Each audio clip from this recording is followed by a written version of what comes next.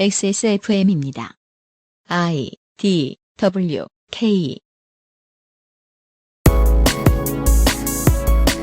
한국 정부와 재계는 모두가 힘들어질 임금 피크제 이후의 상황을 해결할 의지가 있을까요? 한국 인터넷 언론은 남발하는 베껴쓰기의 심각성에 대해 정론직피를 찾는 독자가 자신들을 외면하는 상황에 대해 반성해 본 적이 있을까요?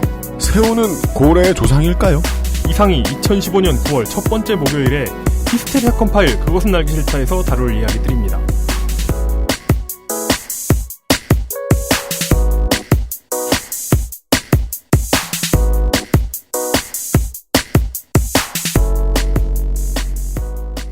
지구상의 청취자 여러분, 한 주 동안 안녕하셨습니까? 생각해보면 늘 그랬던 것 같아요. 히스테리 사건 파일, 그것은 알기 싫다 시간입니다. 이게 참 어렵습니다. 책임 프로듀서 유현수입니다. 이용 상임수석은 늘 어렵습니다. 물뚝심송 상임고문이 앉아 계십니다. 안녕하십니까.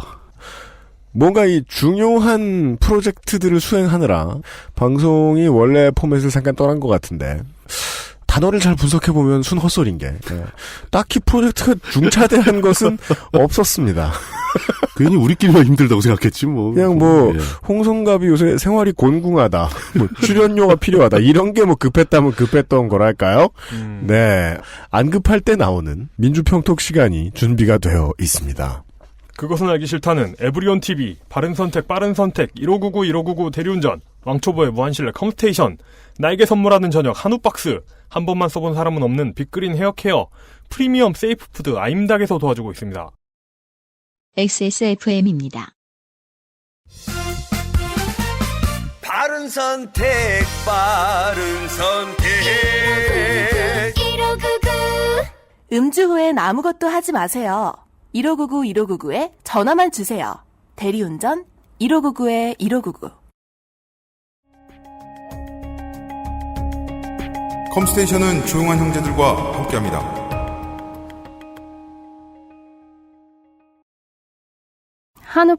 한우박스. 아니 좀 이상하잖아요. 직장에 다닌다는 이유로 한우를 먹을 때는 언제나 저 징그러운 회사 사람들이랑 있어야 되는 거예요? 너무 권위적인 사람이나 아저씨 옆에서 한우를 먹으면 소화가 안 되기도 하잖아요. 한우를 먹는데 소화가 안 되는 게 말이 돼요? 마트나 정육점에선 내가 먹을 만큼은 죽어도 안 판다고요. 회식에 가라 이거 아니야. 내가 원하는 건 한우지 회식이 아니야. 한우박스. 나를 위로하는 저녁. 졸업생에 대한 예의를 갖추죠. 매우 실속 없이 끝났지만 3크리에이터스 관계자 여러분, 앞날의 행운을 빕니다. 그러니까 3크리에이터스가 정확하게 뭐 하는 기업인 거예요? 성자와 성부와 성신이 그거 뭘 창조하고 앉았는 성자와 성부와 성령으로 바뀌었다니까. 네.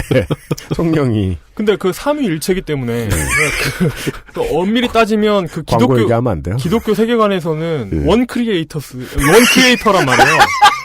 그러니까 원 크리에이터의 하나로 모이는 거다. 네, 그게 그렇죠. 넘어가고 싶은 이유를 물뚝심송 상임고문에게 납득을 시켜야 될 필요가 있어요. 네. 우리도 자세히 모른다는 거예요. 네. 앞으로도 이런, 우리가 광고하는 광고업자들이, 무슨 일 하는지 알 수가 없는 업체들 환영합니다. 훌륭한 아이디어라고 생각합니다. 예. 광고 문의 부탁드립니다. 좋은 얘기죠. 네. 예. 지금이 됐든 언젠가가 됐든 필요한 서비스이긴 그렇죠. 하죠. 필요하니까 광고를 했겠죠. 네. 그렇습니다. 광고와 생활. 한우박스 명절 쇼핑. 네. 추석 연휴는 26일부터 29일까지입니다. 생각해보니까 돈 나가는 재앙의 시즌이 곧 다가오고, 코앞입니다, 코앞. 만약에 9월 말이다. 네. 그러면은 추석은 보통 한 30일, 25일 전에 아침에 할 일 없는 방송사들이 서울역과 부산역 앞에 나가 있죠. 취재하고 들어와서, 표를 사는데 힘들다느니. 당연한 소리를. 정말. 저희가 녹음하는 오늘부터 뉴스에 나오기 시작했어요. 운전석에 창문 내린 사람이 가는 길은 힘들지만 그래도 좋다라는 인터뷰를 하지요.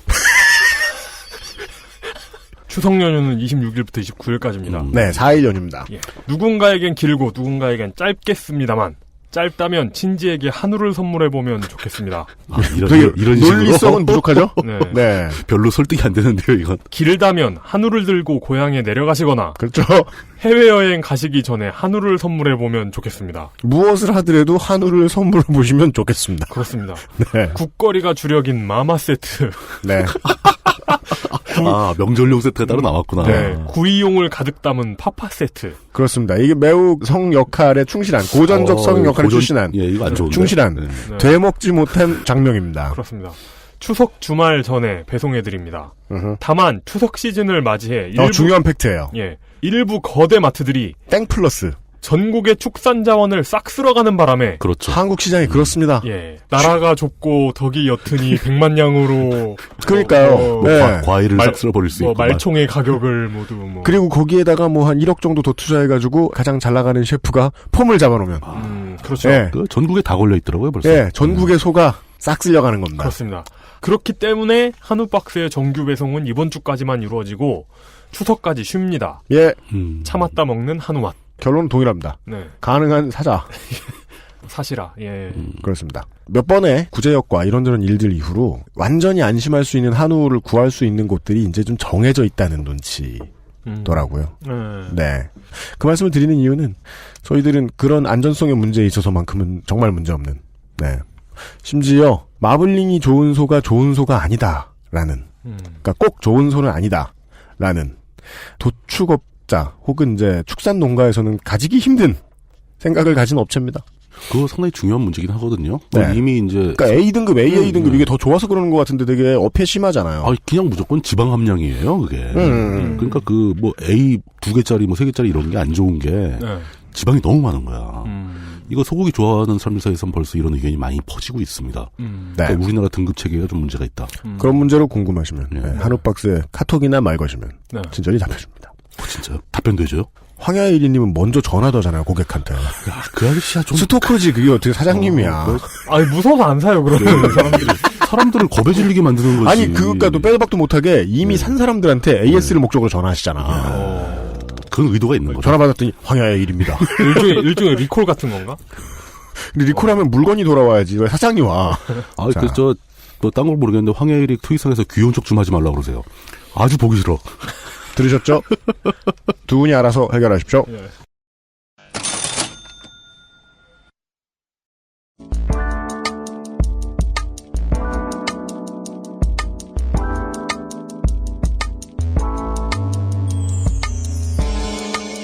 미디어 브리핑.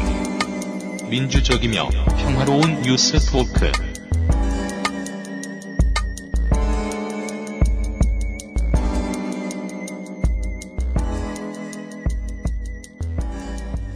누구부터 합니까? 오랜만에 민주평톡. 오랜만에 가위바위보. 야, 하면서 봐. 누가 먼저요? 이긴 사람 먼저 할까? 1등이 찍어주기. 이긴 사람이 마음대로. 이긴 사람 드래프트. 가위바위보. 아이고. 가위바위보. 제가 먼저 하고 빠질게요. 2, 3등은, UMC님이 마지막에 하시는 게 좋을 것 같아요. 저도 그게 좋거나, 이용이 하지 않는 게 좋을 것 같아요. 네. 아시죠? 예. 네. 오랜만에 민주평톡 시간입니다. 오랜만에 듣는 첫 번째 키워드는 뭡니까? 임금 피크제죠. 첫 번째 키워드. 임금 피크제. 임금 피크제 문제는 너무 거대한 문제예요. 그래서 이게 이제 마사오 시사 만평가의 마초 시사 해설 시간에 들어가지 않아서 너무 좋습니다. 이 거창한 얘기를 마사오가 하고 나면 혼이 빠지고 무슨 얘기인지 기억도 안 나거든요. 왠지 되게 안 좋은 것 같고 그냥. 그러지 마세요. 열심히 사는 분이에요. 네. 민주평톡에서 다룰 만한 주제는 아닌데 민주평톡에 맞게 맛보기로 아주 짧게 들어가는 내용으로 간략 브리핑입니다. 나름. 그러니까 임금 피크제는 이제 우리나라 노동 현실의 가장 핵심적인 문제로 지금 제시되고 있는 안건이라서 쉽지 않습니다. 요즘 광고 열심히 하죠. 예. 지금 그 민주평톡답게 뽑아온 기사는 시사인 라이브에 실려 있는 2015년 8월 4일자 천관율 기자의 기사입니다. 제목은 임금 피크제 놓고 충돌하는 까닭. 그러니까 임금 피크제를 놓고 왜 여기저기 싸우고 있는가.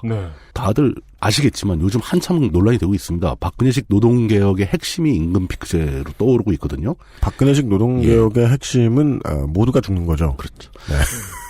임금 피크제가 핵심도 아닌데 모두가 죽는 거라니까. 타이틀로 던지고 있어요. 그래서 그 문제를 둘러싼 논란을 다루고 있는 기사인데 기사 자체보다 먼저 언급해야 할 것은 그 시사인의 천관율 기자가 요즘에 주목받고 있는 기자라는 사실. 네.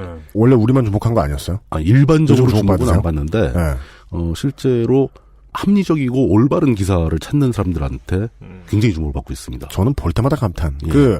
우리가요, 어떤 언론사는 신날 까고, 예.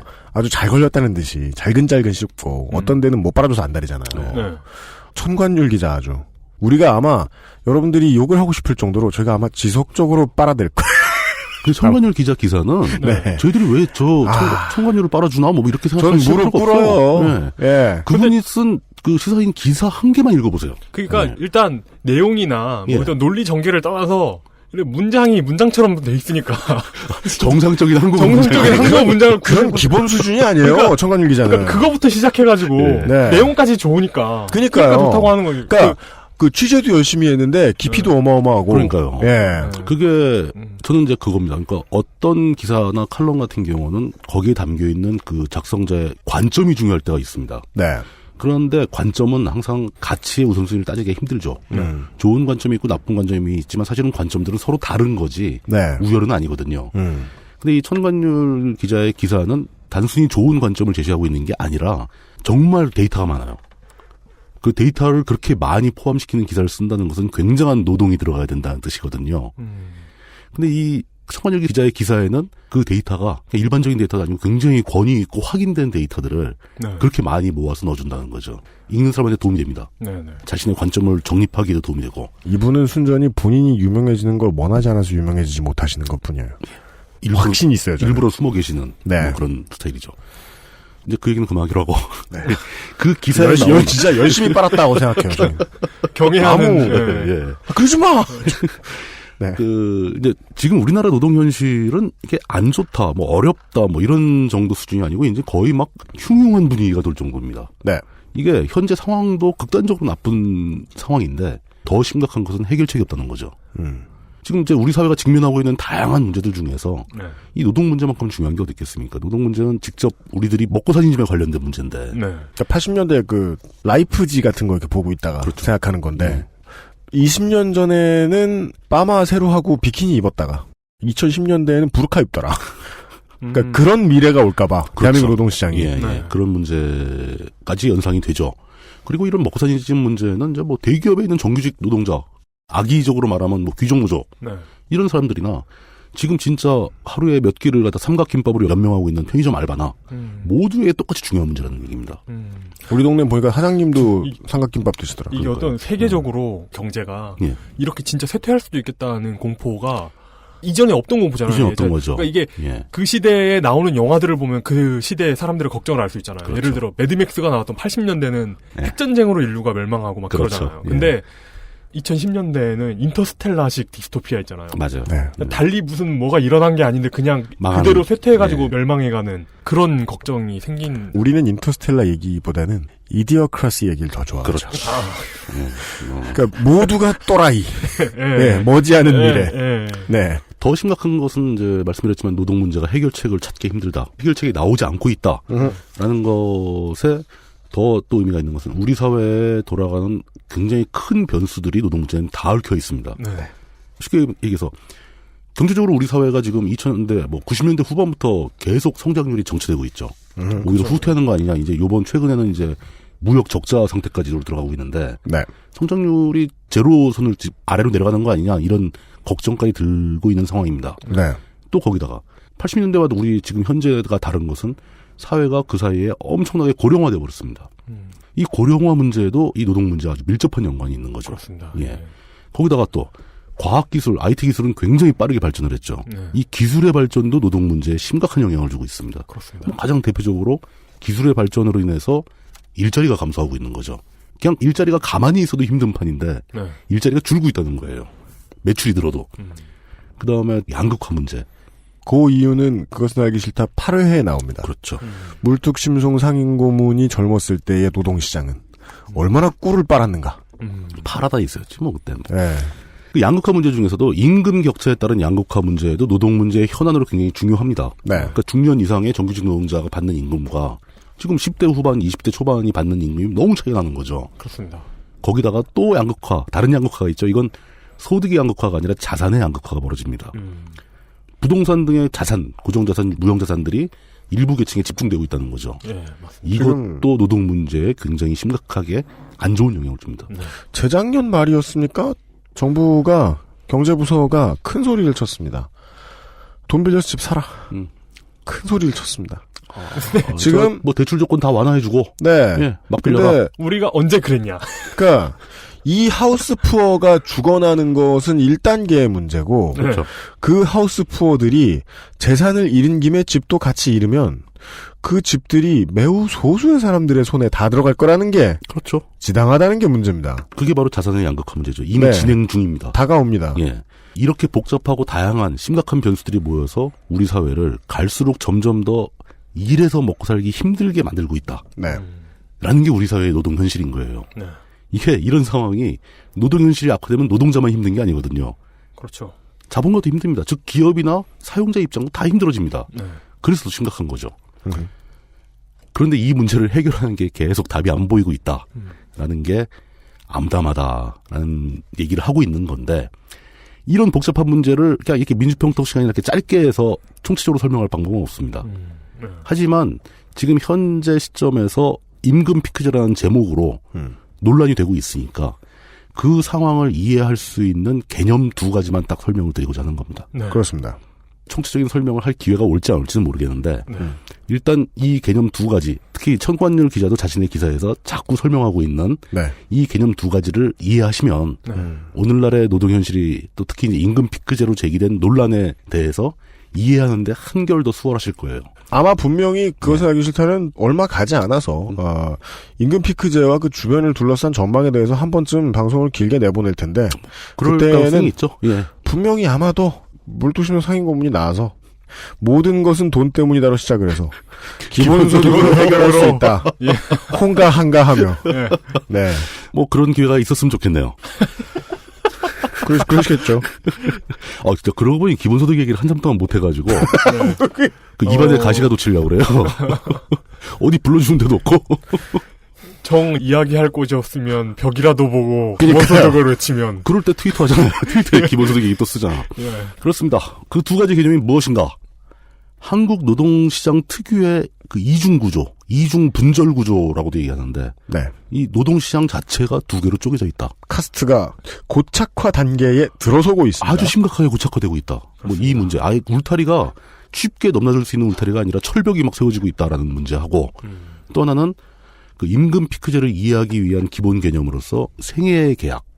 생애 계약? 생의 계약이 아니라 한 생애에 걸친 계약. 네. 또는 이제 외상거래라고 볼 수도 있죠. 극단적으로. 그런 개념. 그 기업과 노동자의 장기간에 걸친 임금 계약, 고용 계약에 대한. 이게 개념입니다. 왜 외상계약이냐. 예. 먼저 그 이중구조부터 간단히 설명을 드리죠. 노동계의 고질적인 이중구조 문제는 대기업 정규직 노동자들을 통틀어서 내부 시장이라고 부릅니다. 이 사람들은 노동시장 내에서 핵심에 들어가서 어느 정도 일정한 안정성을 확보한 그룹이죠. 네. 정부나 보수층에서도 이 문제를 정확하게 알고 있습니다. 분명히 내부 시장이 있고 이 내부 시장에 못 들어온 노동자들이 모여있는 외부 시장이 따로 있다라는 걸 알고 있습니다. 그게 이제 흔히 표현하기로는 정규직과 비정규직으로 나뉘기도 하는데, 네. 원래는 비정규직이 이렇게 열악한 외부 시장으로 분류될 만한 직책이 아니거든요. 예. 애초에 취지는 그렇죠. 그렇죠. 우리 사회에서만 이상하게 이 노동시장의 이중구조가 점점 더 악화되고 있습니다. 네. 통계치를 봐도 거의 동급의 동년배, 나이도 비슷하고 거의 하는 일도 유사한 직종에서 정규직과 비정규직의 임금 차가 2배 이상 난다는 것은 다른 나라에서 상상하기 힘든 일이죠. 현실에서는 예. 지금 일부가 차별받고 있구나라는 문제를 생각할 텐데, 그렇죠. 먼 미래를 내다보면 모두가 다 떨어지겠구나라고 확신을 가지셔야 되는 이 겁니다. 정규직은 안전하고 비정규직은 불안한 상황도 아닙니다. 네. 정부는 자꾸 이 내부 시장을 천국으로 묘사를 하고 그 외부 시장은 아직 천국에 못 들어간 준비 상태라고 이제 간주를 하면서 이 둘 사이의 싸움을 붙여가지고 문제를 해결하려고 해요. 그렇습니다. 천국에서 뭔가를 좀 뺏어다가 외부에다 던져주자. 그럼 좀 나아지지 않겠느냐. 그러나 현실은 이게 완전히 온도의 차이가 다른 거죠. 현실은 양쪽 모두 지옥입니다. 등급이 다른 지옥일 뿐이에요. 네. 그러니까 쉽게 얘기해서 큰 공장의 정규직 노조로 보호받고 있는 그런 뭐 상표를 얘기합시다. 뭐 현대차 공장 노조라든가 네. 무슨 조선소 노조라든가 이런 사람들이 과연 천국이냐? 아니죠.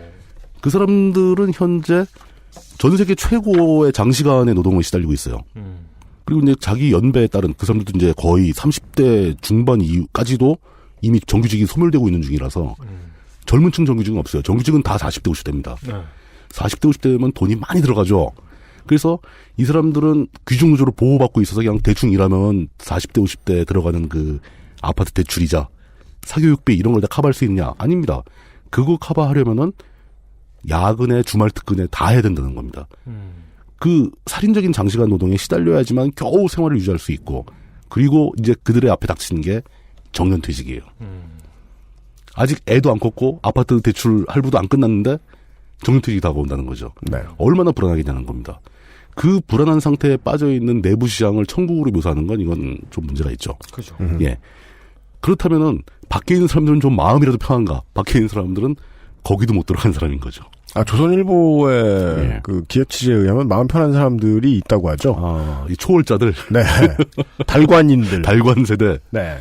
어른들은 생각조차 하지 못한 그런 의지 없는 아이들. 그게 달관은 자발적으로 해야 달관이지. 그러니까. 강제로 포기하게 되면 그건 달관이 아니죠. 예. 그러면서 최저임금으로 이렇게 화려하게 산다는 국회의원도 있고. 그 사람은 그 하루 최저임금을 살려고 최저임금을 다 먹을 거로 다 써버리고. 네. 그 월세하고 전기세는 무슨 돈으로 내려고. 그 사람이 그 삶의 행태를 한 달만 지속하면은 32일째부터는 지옥이 다가올 겁니다. 알게 되죠. 예. 기본소득은 꼭 필요하다. 그렇죠. 바로 여기서 기본소득 찬성자로 돌변하게 됩니다. 예. 그런 식으로 여당 의원들을 한 명씩 그렇지 끌어들이는 거지. 네.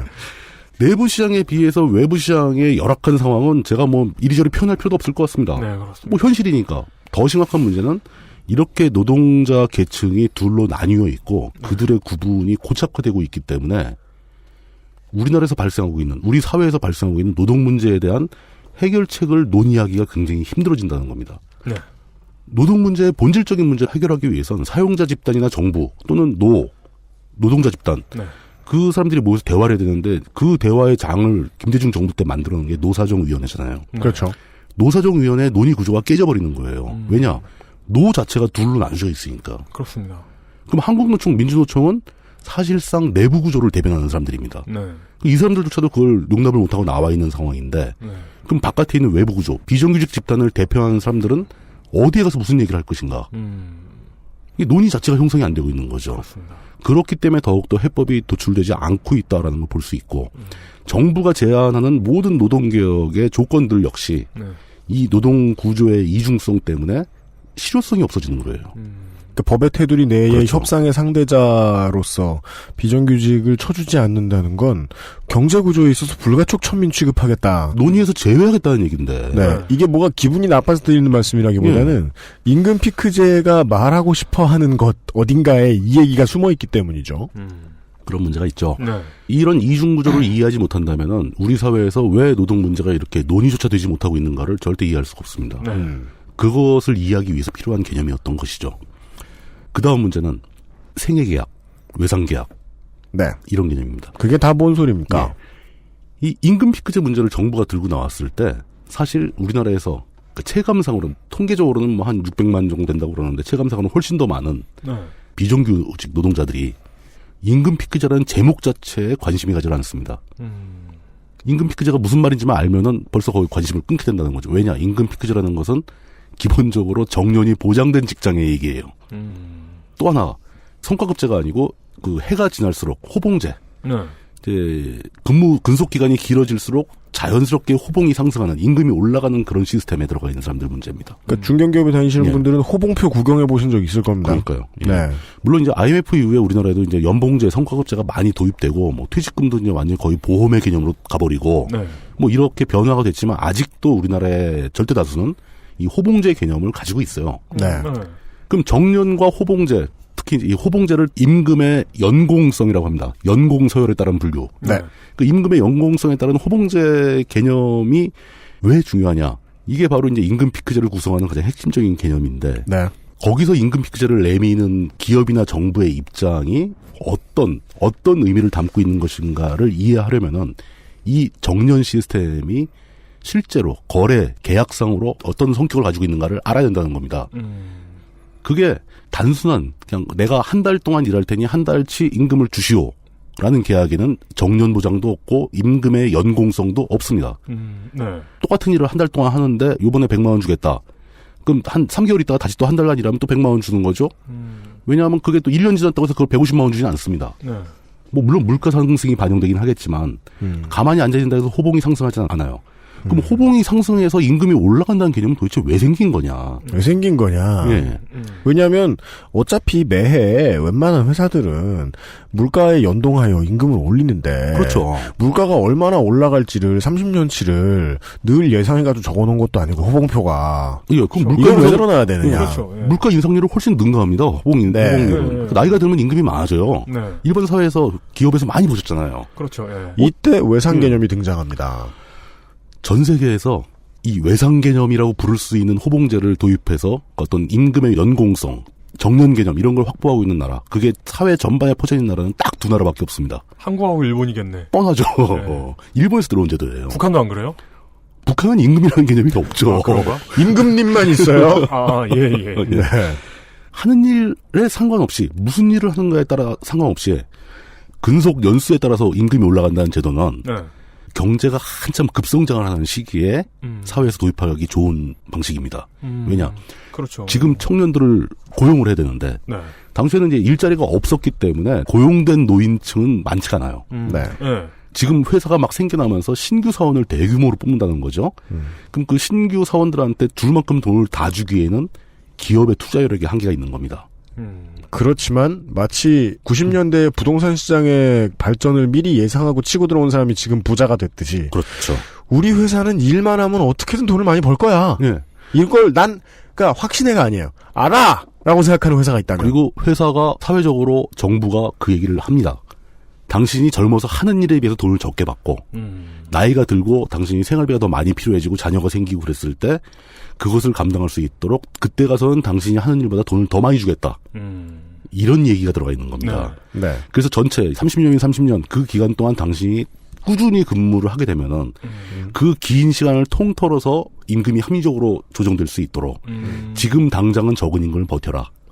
그러니까 통신사에 한 곳에 계속 있으면 데이터 추가로 주는 것처럼 비슷한 거죠. 네. 이게 일본에서는 안 비슷해. 예. 비슷한가? 일본에서는 그 평생 고용의 개념으로 등장해서 사회적으로 굉장히 환영을 받았어요. 종신고용제요. 예, 종신고용제죠. 그 미국이나 유럽에서 굉장히 신기해하면서도 부러워했습니다. 네. 저 노동자들이 특히 근로자들이 회사를 믿고 평생 동안 거기서 일을 하겠다는 각오로 일을 하는 거거든요. 네. 여기서 나가면 손해를 본다. 왜? 네. 노동자 입장에서는 초반에 손해를 보고 나중에 회복하는 거잖아요. 네. 근데 중간에 그만두고 나가버리면 아깝잖아요. 고용의 안정성이 먼저 회사에서 제안을 하는 거예요. 넌 우리 회사에 30년간 붙어 있어야 돼. 그래야 제대로 되는 거야.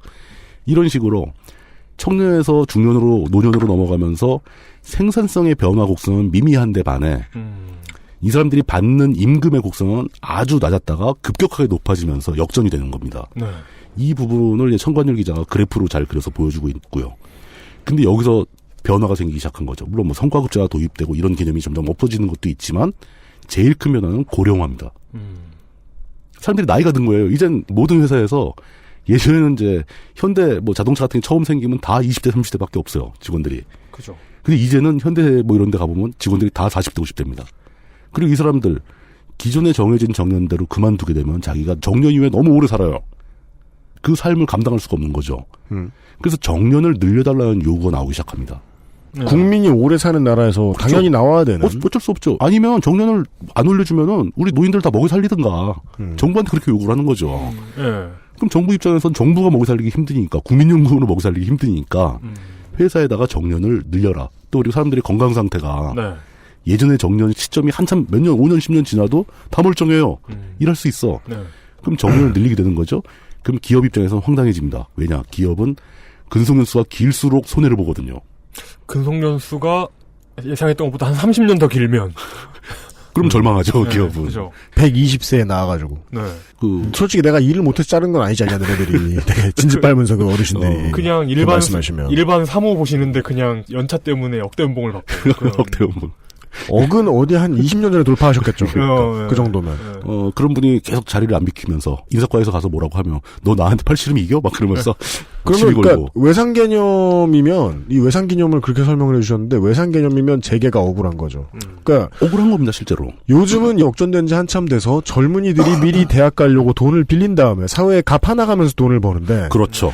예전에 경제가 한참 발전할 때에는 재계가 사람들에게 돈을 빌리지 않았으면서 빌린 거죠. 노동력을 빌린 거죠. 천천히 갚아나가면서 30년 동안 갚겠다. 근데 좀 더 사셔. 이 직원분들이. 계산이 틀리네? 난 다 갚았는데? 예, 다 갚았는데? 가 되는 거죠. 예. 재계 입장에서. 그래서 재계에서, 기업에서 나온 게 임금 피크제입니다. 그렇습니다. 이런 식으로 나중에 정년 퇴임 직전에 있는 노동자들은 생산성이 저하돼 있죠. 아무래도 나이 많으신 분들 일 잘 안 하잖아요. 네. 그런 상태에서 돈은 최고로 많이 받습니다. 이런 상태로 횟수가 3년, 5년 더 간다면 기업은 문제가 있다. 그럼 타협안으로 정년은 늘리되 임금의 상한선을 두고 그 선이 넘어갔을 때 임금을 다시 깎자. 라는 제안을 하게 되는 겁니다. 현재 야당은 그래서 그 원리를 놓고, 그러니까 우리가 지난번 마사오 시사반 평가 나왔을 때도 얘기했지만 한동안 야당이 제일 못하던 게 광고 홍보였잖아요. 정책과 관련해서 광고 홍보를 하려고 그러면 그 정책의 내용을 살짝 왜곡해야 돼요. 그러다 보니까 지금 조금 이렇게 미화해야죠. 네. 어찌 보면 민주노총보다 더 왜곡을 해서 그냥 이 임금 피크제 얘기가 나오자마자 아버지 돈 뺏어서 아들 주지 말고 기업 돈 뺏어서 내놔라. 정의로운 말이고 그렇게 되면 말이죠. 좋아요. 쉬운데 사실은 추가 설명이 조금 더 필요합니다. 그게 근데 정부의 홍보도 이상해요, 사실. 누가 잘했대?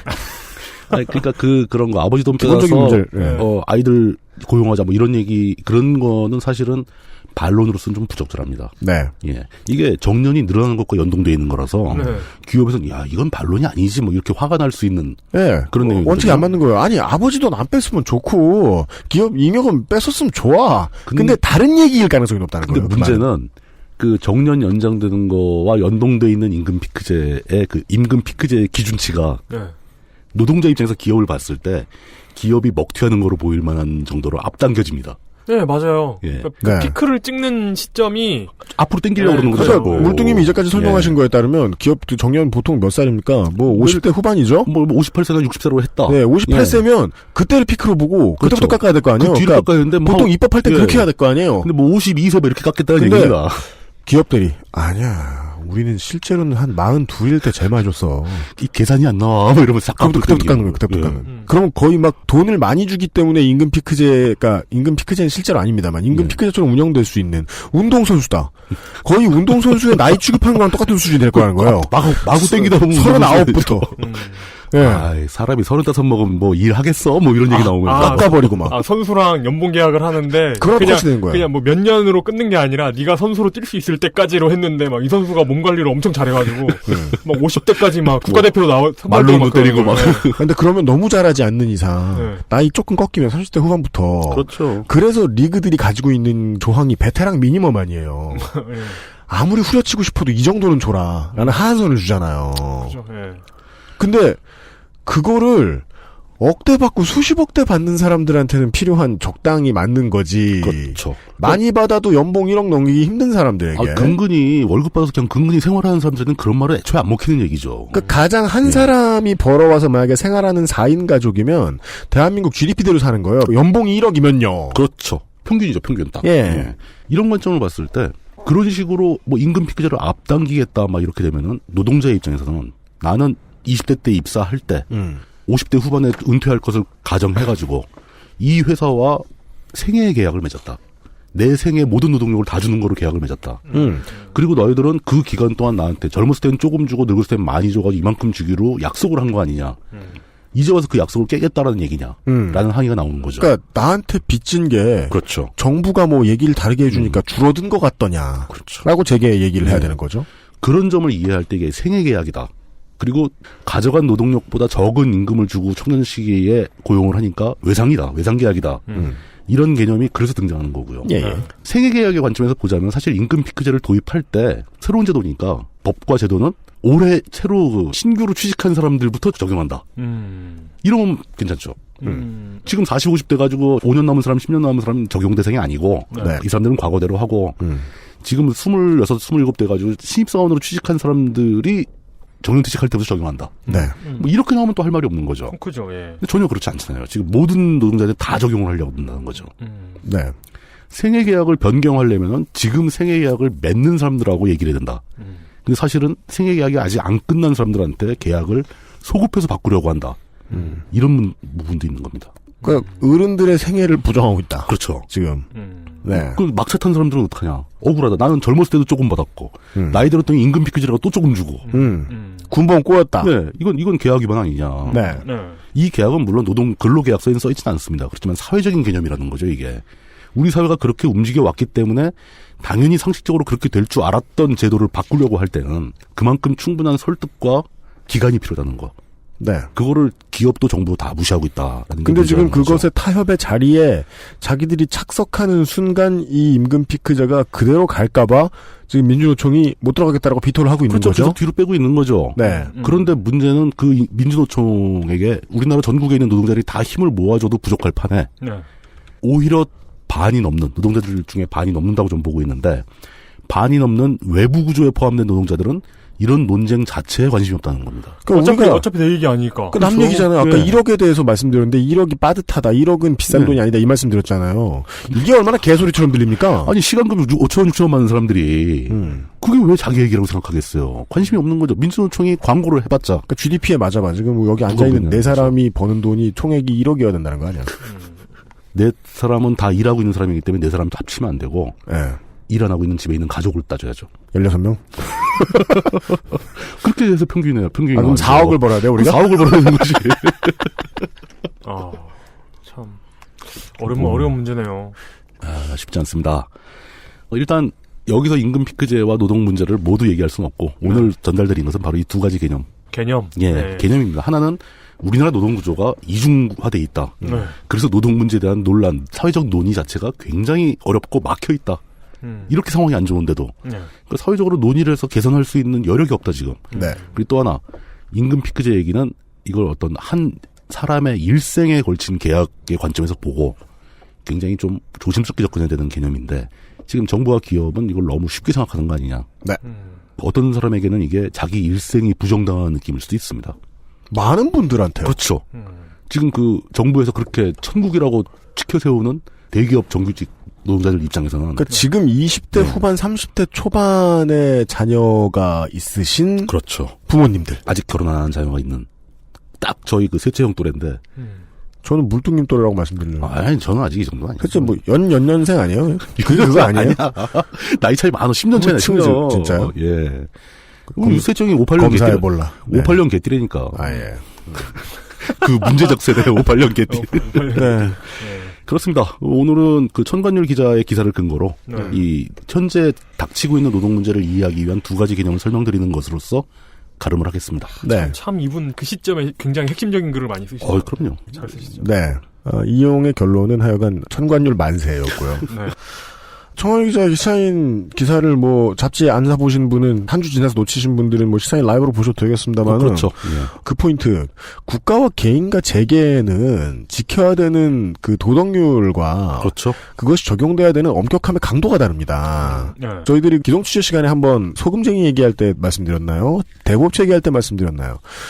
개인이 재계나 국가한테 빚을 질 때는 국가나 은행은 이 새끼 꼭 갚게 해야지가 아니라 왜 이걸 빌렸을까를 계속해서 고민해야 되는 게 책무인데 재계가 경영계가 국민에게 돈을 빌렸을 때는 그 원칙은 됐고 내가 왜 빌렸을까 이게 중요한 게 아니라 갚아야지가 중요한 겁니다. 그렇죠.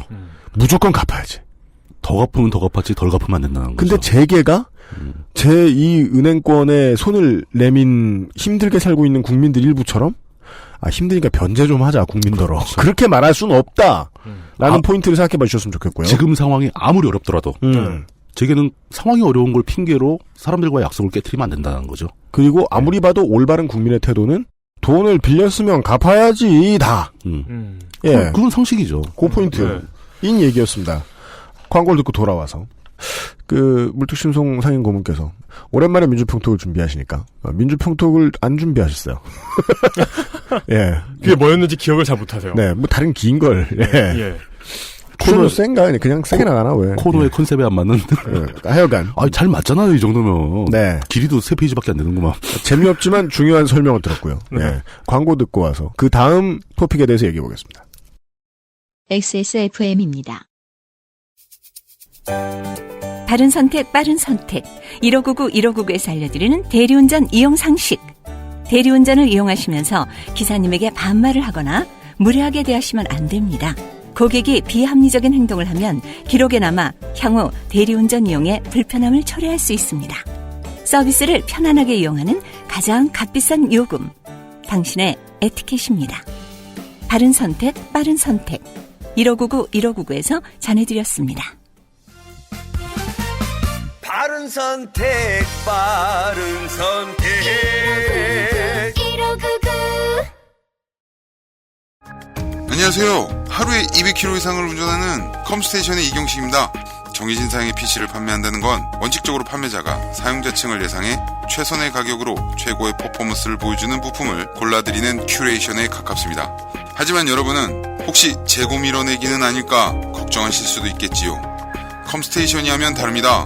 기초 사무용 PC가 29만 6천원, 탄탄한 기본 사양의 게이밍 PC가 70만 3천원, 옵션도 원하시는 대로 바꾸고 추가하실 수 있습니다. 011-892-5568번으로 지금 전화 주십시오. 컴스테이션은 조용한 형제들과 함께합니다. 살찔까봐 걱정되지만 야식과 맥주 한 잔을 포기할 수 없다면 프리미엄 세이프푸드 아임닭. 뉴스토크의 두 번째 주제어는요. 기레기 싸움에 새우등이 고래등. 네. 비문 같지만 일단 들어주십시오. 약간의 인내를 해주시면 모든 궁금증이 풀릴 겁니다. 네. 새우등이 왜 고래등인가? 네. 그렇습니다. 솔직히 그 인트로에는 네. 개소리 안 듣는데 새우는 고래의 조상이냐니. 그런 이야기입니다. 두 번째 키워드. 새우등이 고래등.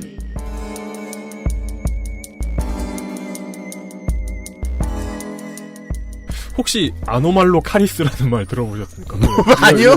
아노말로 카리스라는 생물이 있어요. 아, 그 라틴어겠네요. 그리스어라고도 하는데 이게 린네 구분법에서는 원칙이 라틴어니까 그렇죠. 라틴어겠죠. 예. 아노말로 카리스라는 생물이 있습니다. 때는 1892년으로 거슬러 올라갑니다. 아, 예? 어이쿠, 100년이 넘게 전이네요. 예, 제가 원래 이렇게 몇 년도 나오면 그때 우리나라에 무슨 일이 있었나 이거 하잖아요. 네. 이때 우리나라에서는 교조 신원운동이라는 사건이 있었더라고요. 네. 그러니까 처형당한 동학의 교조인 최재우의 신원을 억울한 누명을 벗겨주자 뭐 이런 운동이 있었는데 네. 우리나라가 이러고 있을 때 캐나다에서는 1892년이라고 그랬죠. 예. 네. 그때 저희 할아버지가 태어났어요. 과연 우연일까? 어쨌든 이때 그 서역 오랑캐 나라 캐나다에 예. 네. 조셉 프레드릭 화이티브라는 양반이 네. 고생물학자니까 몇 년 전에 발견한 화석에 대한 저술을 하고 있었어요. 책을 쓰고 있었는데 그 화석이 뭐냐면 고대 그 선 캄브리아대가 가장 오래된 지질 시대잖아요. 그렇죠. 네. 선이 그 선 마이크로 시스템즈의 그 선이 아니잖아요. 앞선자. 그러니까 앞선자잖아요. 예. 캄브리아기 이전. 캄브리아기의 이전인데 캄브리아기라는 게 고생대도 또 서브 그렇죠. 그 시기가 있잖아요. 네. 고생대의 가장 오래된 시기가 캄브리아기인데 네. 그 캄브리아기보다도 오래된 시대가 선 캄브리아기잖아요. 네. 이름을 그렇게 붙인 이유는 잘 모르겠다. 네네. 이름 붙일 필요도 없을 정도로 오래됐다. 네. 그런 것도 있고. 그러니까 캄브리아기 지층에서 나온 예. 그 화석 하나를 이제 책에다 써가지고 냈는데 예. 이게 뭐냐면 동물 전체 화석이 아니라 일부 화석이었어요. 아, 신체의 일부다. 네. 예. 근데 이게 굉장히 오래전이기 때문에 그렇죠. 화석이 신체 일부만 발견되는 건 자연스러운 일입니다, 사실. 훨씬 더 흔하죠. 네. 완전히 발견되는 건 굉장히 드문 일입니다. 근데 이 화석이 생긴 게 영락없이 새우였던 거예요. 네. 어떤 새우냐면 머리를 떼어낸 새우 있죠. 그 대하 같은 거. 예, 그러니까 머리가 없는 새우였어요. 머리는 떨어져 나왔고. 새우깡. 예, 그래가지고 근데 문제는 뭐냐면 머리는 없다 쳐도 예. 그 새우 몸통이면 여기에 뭐 지느러미도 있고 다리도 있고 뭐가 많잖아요. 그렇죠. 뭐 꼬리도 있어야 되고. 근데 이런 게 하나도 없이 마치 깐 새우 같은 칵테일 새우. 칵테일 새우가 나왔단 말이야. 칵테일 새우 같은 게 나온 거예요. 근데 그게 어떻게 새우인지 알아? 근데 찾아보시면 진짜 새우처럼 생겼어요. 깐 새우. 네. 그러면은 어떤 동물이 그 새우를 먹으려고 삶았다는 거 아니에요? 깠다가 흘린 게 나온 거야. 어쨌든 이게 너무 이상하잖아요. 이게 새우가 너무 이상하니까 그래서 이 양반은 이 동물을 아노말로 카리스라고 부릅니다. 뜻이 뭐예요? 그러니까 아노말로가 영어의 어노멀러스나 어브노멀이나 이거 같은 거니까 정상적이지 않은 카리스가 새우예요. 네. 아노말로 카리스. 비정상 새우. 예, 이상한 새우라고 붙인 거예요. 그 민달팽일지 뭐 알 수 없는 거 아닌가 모르겠네요. 네, 그러니까 뭐 대충 뭐 학명이야 뭐 지 맘대로 붙이는 거니까. 그리고 이제 지 맘대로는 아니지 그래도. 근 100년이 지납니다. 네. 1985년이 됩니다. 네. 93년 지나서요. 네. 그래가지고 이 동물이 실은 새우가 아니라는 게 밝혀집니다. 93년 뒤에. 예. 새우 몸통이라고 생각했던 그 화석이 실은 길이 1m짜리 생물이 있어요. 이 외계 생명체처럼 생긴 고대의 생물이 있는데 이 생물의 입 옆에 달린 촉수였다는 걸 알게 돼요. 칵테일 새우가. 네. 그러니까 손으로 V자를 그린 다음에 이 V자로 손가락을 이렇게 구부리면 그 모양이 됩니다. 이렇게 칵테일 새우 모양이. 이 입 옆에 이렇게 두 개가 달려 있었던 거예요. 그 저 외국인들 보면은 V자는 이렇게 손 두 개를 깜빡깜빡하는 게. 그거요. 네, 따옴표요? 그게 아노말로 카리스였습니다. 아노말로 카리스는 아니고요. 그러니까 코끼리 코만 발견한 상태에서 그렇죠. 코끼리를 이상한 뱀 이렇게 부르고 있었던 거죠. 네, 그렇죠. 그 비유 참 좋다. 그랬던 거죠. 이 얘기가 어떻게 뉴스가 되는지는 곧 나옵니다. 근데 뭐 어차피 이미 학명이 굳어졌기 때문에 그냥 아노말로 카리스라고 계속 부릅니다. 그래서 실제로 그 수많은 새우 종들을 보면은 학명의 끝에 카리스가 붙어요. 그러니까 학명을 봤을 때 끝에 카리스가 붙으면 진짜 새우거나 아니면 아노말로 카리스류거나 둘 중에 하나입니다. 깐새우. 네네네, 그렇습니다. 인 줄 알았는데 그런 류 촉수는 이 심해 생물들에 많이 붙어 있잖아요. 그렇죠. 자기가 돌아다니기 힘드니까 낚시하려고 이렇게 삐죽하게 내놓은 돌기. 아귀에도 달려있고. 그러니까 새우나 이 생물이나 둘 다 끝에 카리스가 붙는데 진짜 카리스와 아노말로 카리스 사이에는 인간과 꼼장어 정도의 거리가 있습니다. 유전학적으로. 아무 관계 없다는 얘기죠. 그러니까 꼼장어도 척추동물이지만 무화거류거든요. 그러니까 턱이 있고 없고로 또 엄청 멀어지기 때문에. 그렇죠. 네, 그러니까 굉장히 한마디로 상관이 없다는 얘기예요. 새우하고는. 그 꼼장어는 턱이 없어가지고 뭔가 되게 표정을 보면 웃긴 얘기 자기가 먼저 해놓고 이렇게 반응을 궁금해하는 표정 있잖아요. 이렇게 생겼어요. 턱이 없으니까. 그렇죠. 어쨌든 시간은 이제 흐르고 흘러 2014년 시간이 많이 흘렀죠. 3월 30일에 제가 이 기사를 본 건 헤럴드 경제 미주판이었어요. 갑자기 국내 언론으로 옵니다. 새로 발견된 아노말로 카리스과 동물에 대한 얘기가 기사로 떴더라고요. 제목은 0.8m 괴물새우 화석 발견, 바다를 지배한 최상위 사냥꾼입니다. 내용을 한번 보실까요? 네. 이게 약간 제목은 당황스럽긴 합니다. 새우가 사냥을 해요? 헤럴드 생생뉴스. 주제가 살짝 지금 스포가 됐어요. 그 업체의 이름으로. 헤럴드 생생뉴스. 범상찬 제목이죠. 그 업체는 주로 무엇을 하는가? 5억 년 전 고대 바닷속을 지배했던 것으로 추정되는 0.8m 괴물새우의 화석이 발견돼 학계의 이목이 집중됐다. 그 새우 아니잖아요. 새우가 아니죠. 네. 잠시 후에. 새우가 아니에요. 일단 들어보세요. 네. 미국 과학 매체 라이브사이언스닷컴과 국제과학 학술지인 네이처 등은 영국 고생물학 연구진이 그린란드 퇴적층에서 캄브리아기 바다 생태계 최상위층이었던 것으로 추정되는 원시 새우의 화석을 발견했다고 지난 26일 보도했다. 여기서 중요한 건 생태계 최상위층이었던 것으로 추정된답니다. 이거 나중에 그러니까 오역들이 많이 있는데 좀 이제 문구 하나하나를 좀 새겨서 들으실 필요가 있어요. 알겠습니다. 하여간 새우가 있었고 만물의 영장이었다. 이런 말을 했어요, 기사가. 영국 브리스톨 대학 연구진은 세계 최대 캄브리아기 화석지대 중 하나인 그린란드 사이루스 파셋 지형을 조사하던 과정에서 이 화석을 발견했다. 이 화석은 약 5억 4,200만 년 전부터 4억 8,800만 년 사이 고생대시기 바다를 지배했던 것으로 추측된다.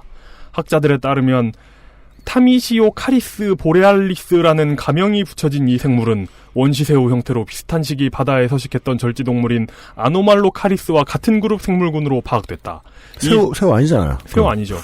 이 생물의 몸 크기는 대략 70에서 80cm 정도로 뛰어난 시력을 자랑하는 큰 눈과 파인애플 조각을 연상시키는 입, 그리고 날카로운 발톱을 이용해 바다서열 최상위 사냥꾼으로 군림했던 것으로 분석된다. 사실 이 생물은 발이 없는데 발톱은 어디 있는지 모르겠네요. 그러니까 깐새우인데 발톱이 어딨어. 그리고 그 새우도 사실은 몸이 아니라 그냥 촉수잖아요. 그러니까 새우도 아니고. 이에 대해 브리스톨 대학교 고생물학자인 제이콥 빈처는 이 생물이 절지류가 아닌 현 수염고래와 고래상어와 같은 바다 포유류의 조상일 가능성이 높다는 증거라고 설명했다. 이용의 말에 붙여가지고 다시 설명을 하면 인류의 조상이 꼼장어라는 얘기죠. 자, 근데 이 연구팀이 한 얘기는 맞는 얘기잖아요. 아니요. 그냥 다 문제예요. 다 문제예요? 네. 일단은 이게 포유류, 그러니까 새우라고 치죠, 그냥. 예, 이 예. 생물이 포유류의 조상이라는 근거가 이 생물에게서 털이 발견됐기 때문이라는 건데, 털 때문에 털 났다고 포유를 하는 것은 송충이도 포유를 하는 거죠. 그러니까 타란툴라. 예. 타란툴라, 말미잘, 집신벌레 모두 포유입니다. 그러니까 심지어 여기 기사 마지막에 휘엄고래나 고래상어와 같은 바다 포유류의 조상일 가능성이라고 했잖아요. 고래상어는 포유류가 아니라 연골어류죠. 상어니까. 네, 상어지요. 네네네. 그러니까 전체적으로 엉망입니다. 무슨 말인지도 사실 잘 모르겠죠. 이거 그리고 새우도 아니고. 예, 영혼이 빠져나가려고 그러죠. 그리고 캄브리아기에는 포유류는커녕 제대로 된 척추동물도 있을까 말까입니다. 사실. 예. 굳이 따지자면 고래는 척삭동물문, 그리고 아노말로카리스는 절지동물문이니까 개문, 강족, 목과 류, 속, 종 중에 문이 다른 거예요. 네. 그러니까 개는 같다는 얘기죠. 네. 고래나 우리 같은 포유류에서 개가 다른 생물은 소나무나 영지버섯, 유산균 같은 게 있습니다. 그러니까 한마디로 고래하고 아노말로카리스는 동물계에 속했다는 거 말고는 공통점이 없어요. 그럼 분명히 맞는 건 영지버섯과 다르다 정도. 네, 그렇습니다. 그래서 어떻게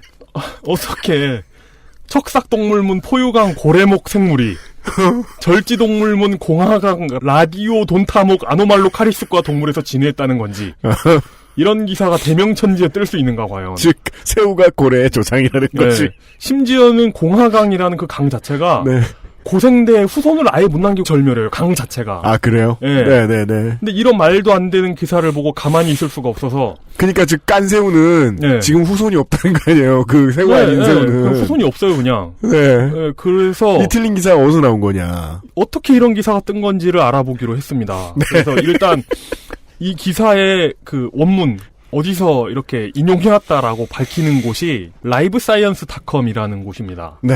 그러니까 인터넷에서 이제 기사라고 하기 어려운, 그러니까 청관율 기자님이 쓰는 것도 기사고, 이런 것도 기사라고 봤을 때. 네. 좀 불공평하잖아요? 진짜. 좀. 네. 마치 그, 아노말로카리스와 고래와의 관계처럼. 그렇죠. 이 기사와 저 기사는 많은 차이가 있잖아요. 똑같은 기사라고 봐주기엔 자존심이 너무 상한다. 예, 그냥 쓰레기사라고 봤을 때. 네. 인터넷에서 이런 쓰레기사를 많이 보는 사람들이면은 liveScience.com이 뭔지는 몰라도 한 번쯤 이제 본 적은 있을 겁니다. 분명히 이 이름을 들어본 적은 있을 거예요. 인터넷 서핑하다가 이제 재밌는 거 모아서 올리면은 그게 기자질인 줄 아는 사람들이 많이 있는데 이런 사람들이 이제 기사거리를 찾다가 쓸만한 것이 없으면 외국 언론에서 이제 퍼오는데 상습적으로 퍼오는 외국 언론이 몇 개 있습니다. 근데 특이하게 미국 언론보다 영국 언론을 좋아해요, 이 양반들은.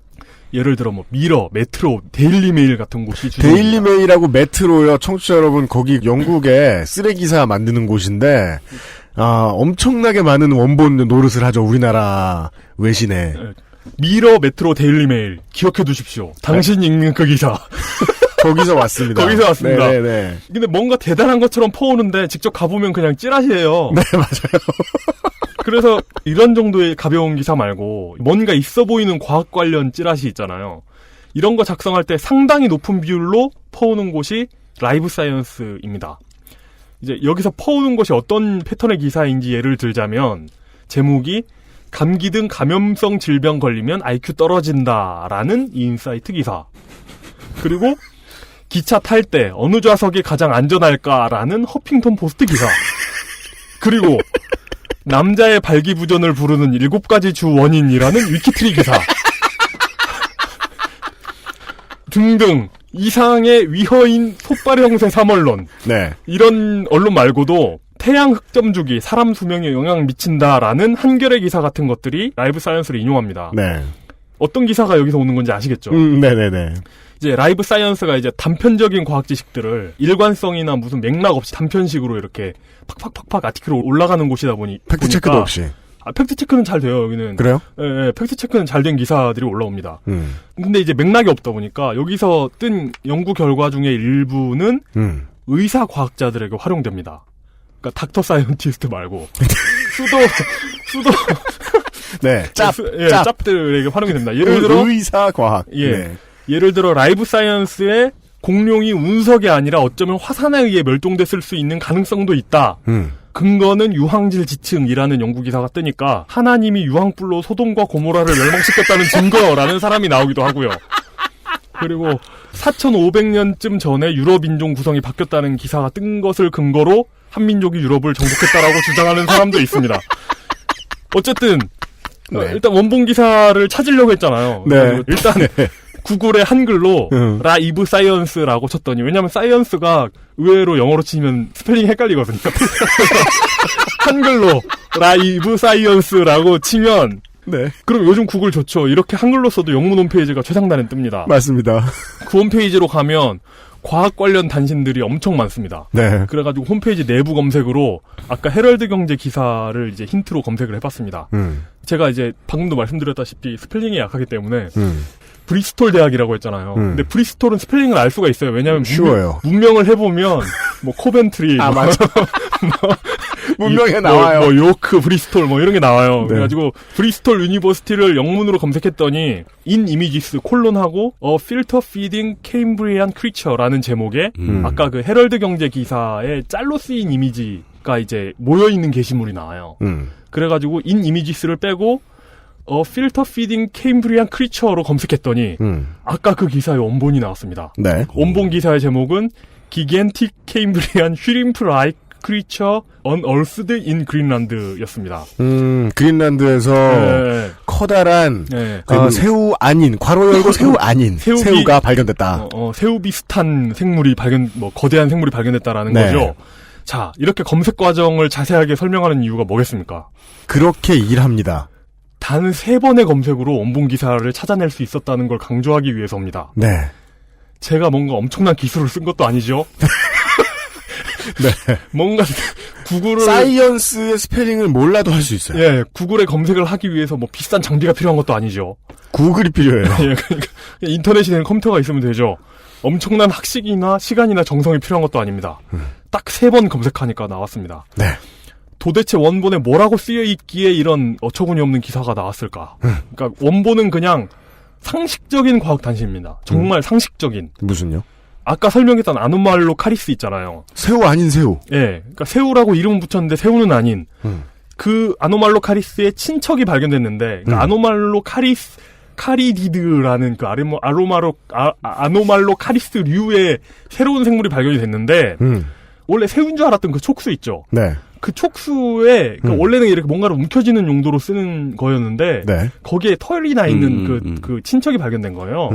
근데 이 촉수에 털이 달려 있는 걸 보니 이걸로 플랑크톤 같은 것을 걸러서 먹는 생물이었던 것 같다. 헤럴드 경제 기사에 나온 것처럼 몸에 털이 난 게 아니라 그 촉수에 털이 나 있던 거예요. 뭔가를 걸러 먹을 수 있도록. 네. 그리고 도대체 고래 이야기는 어디서 나온 건가 하고 고래 이야기 나오는 부분을 찾아봤더니 이 이상해 보이는 동물은 바닷물을 걸러서 크릴처럼 작은 새우 같은 생물들을 걸러 먹는다. 즉 고래가 먹는 거하고 비슷하게 먹었다. 수염고래가 먹는 것처럼. 그렇죠. 예. 그리고 이 기사 원문에서 유일하게 새우라는 단어가 들어갑니다. 슈림프 라이크라는 말이 여기서 유일하게 새우 나와요. 같이 생긴. 네, 슈림프 라이크한 생물들을 걸러 먹는다. 제가 지금 한 15번째 말하고 있는 것 예. 같아요. 새우가 아니라고. 이 동물은 사냥꾼, 그러니까 포식자인 아노말로 카리스과의 조상으로부터 진화했다. 사냥해 먹기에서 걸러먹기로의 전환이라는 진화의 궤적은 수염고래나 고래상어의 경우와 유사하다고 빈터 씨는 말한다. 그러니까 이게 뭐냐면 수염고래나 고래상어로 진화했다는 얘기가 아니라 고래가 최상위 포식자였다가 걸러먹는 수염고래로 진화한 것과 진화의 궤적이 같다. 그러니까 컨버전트 에볼루션, 수렴 진화다라는 얘기예요. 저는 이걸 어떻게 해석할 수 있는지 알아요. 뭐요? 정말 숙제하기 귀찮은 애가 네. 고등학교 학생이 네. 참고서 안 보고 영어 교과서 자기가 번역해서 쓸 때 나오는 오류예요. 계속 들어보시죠. 빈터 씨의 말이 나옵니다. 그 정확하게 브리스톨 대학의 각자 이름이 어떻게 됩니까? 빈터. 헤럴드에서는 제이콥 빈처라고 되어 있는데. 아, 빈처.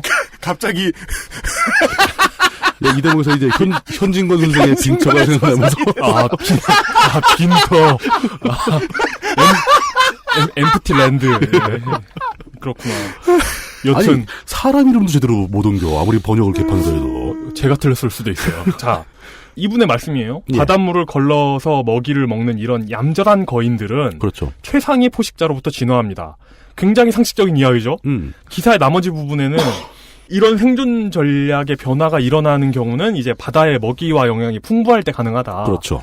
고래 같은 경우도 남극하고 남미의 바닷길이 열려가지고 바다에 미생물이 막 많아지니까 그때 이제 수염고래가 진화를 했다. 그렇죠. 그러니까 저무렵 캄브리아기 바다에도 이런 비슷한 생물종의 폭발적인 증가가 있었을걸? 뭐 이런 기사입니다. 그러니까 이게 그 기사에 문제가 정말 없네요. 굉장히 정상적인 기사네요. 너무 상식적이어서 사실 뭐 재미가 없는. 재미가 없는 그런 내용이에요. 그러니까 새우랑 고래 그 어느 것도 코빼기를 비치지 않습니다. 이 기사에는. 기사 제목에 슈림프 라이크라는 말이 쓰이면서 네. 타미시오 카리스 보레알리스가 그냥 새우로 바뀌어버린 겁니다. 타미시오 카리스잖아요. 카리스는 새우고 아까 얘기했듯이 타미시오는 그 거르게나 채란 뜻이래요. 아, 이름도 제대로 잘 붙였네요. 그리고 이제 그 린네 장명법에 따르면 타미시오 카리스는 그 생물의 이름이고 그 뒤에 붙는 건 이제 발견된 지역이나 뭐 이런 그렇죠. 거거든요. 예. 그래가지고 보레알리스가 북쪽 지방이라는 뜻이래요. 그리고 이제 수염고래랑 진화의 궤적이 같다는 말이 그냥 타미시오 카리스가 고래의 조상이라는 말로 돌변한 그렇죠, 겁니다. 그렇죠. 그리고 최상위 포식자로부터 진화했다는 말이 이제 타미시오 카리스가 최상위 포식자라는 말로 바뀐 거죠. 네. 한마디로 제대로 번역한 게 하나 없는 그러니까 겁니다. 이제 이용이 해줄 결론을 대신 얘기해도 되겠어요. 뭡니까? 누군가가 발번역을 했어요. 그리고 그걸 줄줄이 베꼈죠. 한국 언론들. 이런 오역. 그래서는 안 되지만 있을 수 있다고 치죠, 그냥. 이게 최고로 이렇게 호의적으로 해석을 해주십시다. 네. 이거는 이 사람들이 영어를 못하는 게 아니고 바빠서 그런 거예요. 이런 걸 하루에 20개를 써야 되기 때문에 시간이 없는 거야. 그럴 수도 있다고 치죠. 예. 그럴 수 있다고 칩시다. 예. 그런데 이 기사는 이제 아마도 네이버 검색어에 올라가겠죠. 아마도. 당연하죠. 그러니까 엄청난 우라카이를 양산해냅니다. 네. 저도 지금 검색해보고 있는데. 네. 제가 이 기사를 처음 본 건 코리아 헤럴드 미주판이었는데, 코리아 헤럴드도 당연히 우라카이 해가죠. 그냥 똑같아요. 0.8m 괴물화석 바다 포유류 조상 가능성. 이 새우는 기존 아노말로 카리스 중에서 아니라고. 아노말로 카리스는 미세하고 섬세한 털이 자라있어 눈길을 끈다. 연구팀은 이 점에 대해 이 생물이 절지류가 아닌 현 수염고래와 상어와 같은 바다 포유류의 조상일 가능성이 높다는 증거라고 설명했다. 그 연구팀이 고소 안 하냐? 거기는 뭐라고 써있습니까? 빈첩니까? 빈터입니까? 그런 날카로운 모르겠어요. 그러니까 전혀 안 거르고 그냥 잘못된 우라카이 기사를 한 거죠. 그러면서 말이 한마디씩 붙죠, 자꾸. 그런데 사실상 한마디씩 붙는 경우도 매우 드물고 하지만 모든 언론에서 모두 다르게 쓰는, 그러니까 자기들이 작성하는 부분이 있어요. 그렇죠. 한편 0.8m 괴물새우 화석 발견 소식에 누리꾼들은 어마어마하게 큰 새우다. 0.8m 괴물새우 화석 바다 생태계 최상위층이라니 대단하네. 0.8m 괴물 화석 이걸 어떻게 찾은 거야 등의 반응을 보였다. 왠지 0.8m 새우라고 하니까 맛있을 것 같은 생각이 드는데. 자, 같은 날 GDnet 0.8m 괴물새우 화석 발견 포유류의 조상? 전문가들은 이 0.8m 괴물새우 화석이 절지류가 아닌 포유류의 조상일 것이라는 분석을 내놨다. 그 전문가 어딨어? 그 전문가는 빈토에. 빈토 양반. 처음에는 새우만 없었는데 이젠 전문가도 없고요. 같은 날 동아일보입니다. 0.8m 괴물새우 화석. 바다를 주름 잡던 새우라니.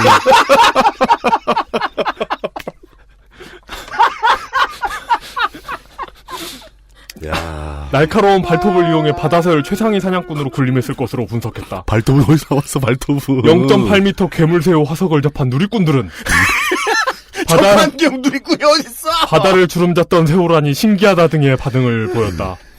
이제 포유류 드립에 의해서 최상위 포식자들이 굉장히 넓게 퍼지죠. 네. 그러니까 바닷물을 걸러먹는 대형 생물은 최상위 포식자로부터 진화한다는 말이 이렇게 바뀌어가지고 점점 기정사실화됩니다. 이제 한국의 언론 종사자들은 모두 인류의 조상이 새우라고 믿기 시작했다. 근데 이제 차마 이제 고래의 조상이 새우라고 쓰기 껄끄러운 우라카이 기사들은 이렇게 최상위 포식자들이만 퍼가기도 해요. 생각 좀 했구나, 퍼가면서. 같은 날 IT투데이 0.8m 괴물새우 화석 발견 날카로운 발톱까지 갖춰. 발톱 얘기는 발톱 없다니까. 얘네도 포유류 조상 타령하고 있습니다. 그러니까 다른 내용은 똑같고 네티즌 타령만 좀 다릅니다. 해당 소식을 접한 네티즌들은 0.8m 괴물새우 화석? 먹었으면 몇 인분이지? 나랑 비슷한 친구가 있네. 그러니까 정말 새우라니까 먹을 거 생각이 딱 나는 거예요. 0.8m면 80cm니까 먹을만 하죠. 이 정도면 맛있을 거야 아마. 그러니까 있다면. 그러니까 이런 말도 안 되는 얘기 우라카이 하면서 드는 생각이 그냥 먹는 생각밖에 없는 거야. 그러니까 이게 아마 점심시간이었겠죠? 그럴 가능성 있죠. 바빠서 밥 먹으러 갈 새도 없으니까. 우리 알잖아요. 그 사람들 하루에 한 20개 이렇게 우라카이 하는 거. 그렇죠. 그러니까 진짜 삘 꽂히는 날은 30개씩도 하잖아요. 네, 맞아요. 다음날 월차 냈을 때. 네. 여기서 이제 언급 안 한 인터넷 찌라시들, 제가 이제 소개 안 한 인터넷 찌라시들이 이 기사를 우라카이 하지 않았다고 생각하면 오산입니다. 그러니까 너무 내용이 똑같아가지고 진짜 복붙이어가지고 소개할 필요조차 없어요. 그래가지고 언급을 안 하는 거지. 조선, 스포츠조선, 동아, MBN, 한경, 머니투데이, 파이낸셜타임즈, 데일리안, 뉴스원, JTBC, 부산일보, 아시아경제, 서울경제, 세계일보 등등 우리가 알고 있는 대부분의 인터넷 언론 대부분이라고 하는 건 어딘가에 안 받아쓴 인터넷 언론도 있을 것 같긴 한데 어딘지는 모르겠다라는 거죠. 그렇습니다. 이 대부분이 이 영터리 기사를 검증 없이 받아 썼습니다. 저도 지금 방금 하나 찾았는데 지금 여태까지 읊은 명단에 없는데요. 네, 어디입니까? SBS 연예 스포츠 사이트에 올라왔는데 이 기사 중에 눈에 띄는 구절이 한 개 들어갑니다. 뭔데요? 다른 건 다 비슷한데 여기 좀 복붙이 아니라 요약을 한 것 같아요. 문장이 되게 짧게 끝나고 그 중에 한 문장을 제가 읽어드리겠습니다. 이 생물의 몸 크기는 80cm 정도이며 뛰어난 시력을 자랑한다. 어디서 나왔어 그거? 이거 참... 자, 이게 처음엔 깐새우같이 생겼다니까? 이게 최상위 포식자니까 시력이 좋아야 되겠죠? 그렇구나. 자기의 생물적인 그치. 지식을 동원한 거구나. 다들 이렇게 자기들 나름대로 변주를 합니다. 변주를 하죠. 네. 같은 날 동아 오토 구전미요네. 0.8m 괴물새우 화석 5억 년 전 새우는 포유류의 조상격이라는 기사가 있습니다. 전문가들은 0.8m 괴물새우 화석을 보고 이 생물은 절지류가 아닌 포유류의 조상일 것이라고 분석한 것으로 알려졌다라는 일반적인 우라카이 기사인데 이 양반은 뭔가 이상한 걸 직감한 것 같아요. 왜요? 그러니까 누리꾼들은 파트에서 이제 자기 생각이 드러나잖아요. 나 배고프다라든가. 여기에 의구심이 드러납니다. 0.8m 괴물새우 화석 소식의 누리꾼들은 0.8m 괴물새우 화석 새우가 맞아? 그리고 0.8m 괴물새우 화석만 봐서는 새우인지 모르겠다 등의 반응을 보였다. 이 사람은 그러니까 당연히 새우인지 모르겠죠. 새우가 아니니까.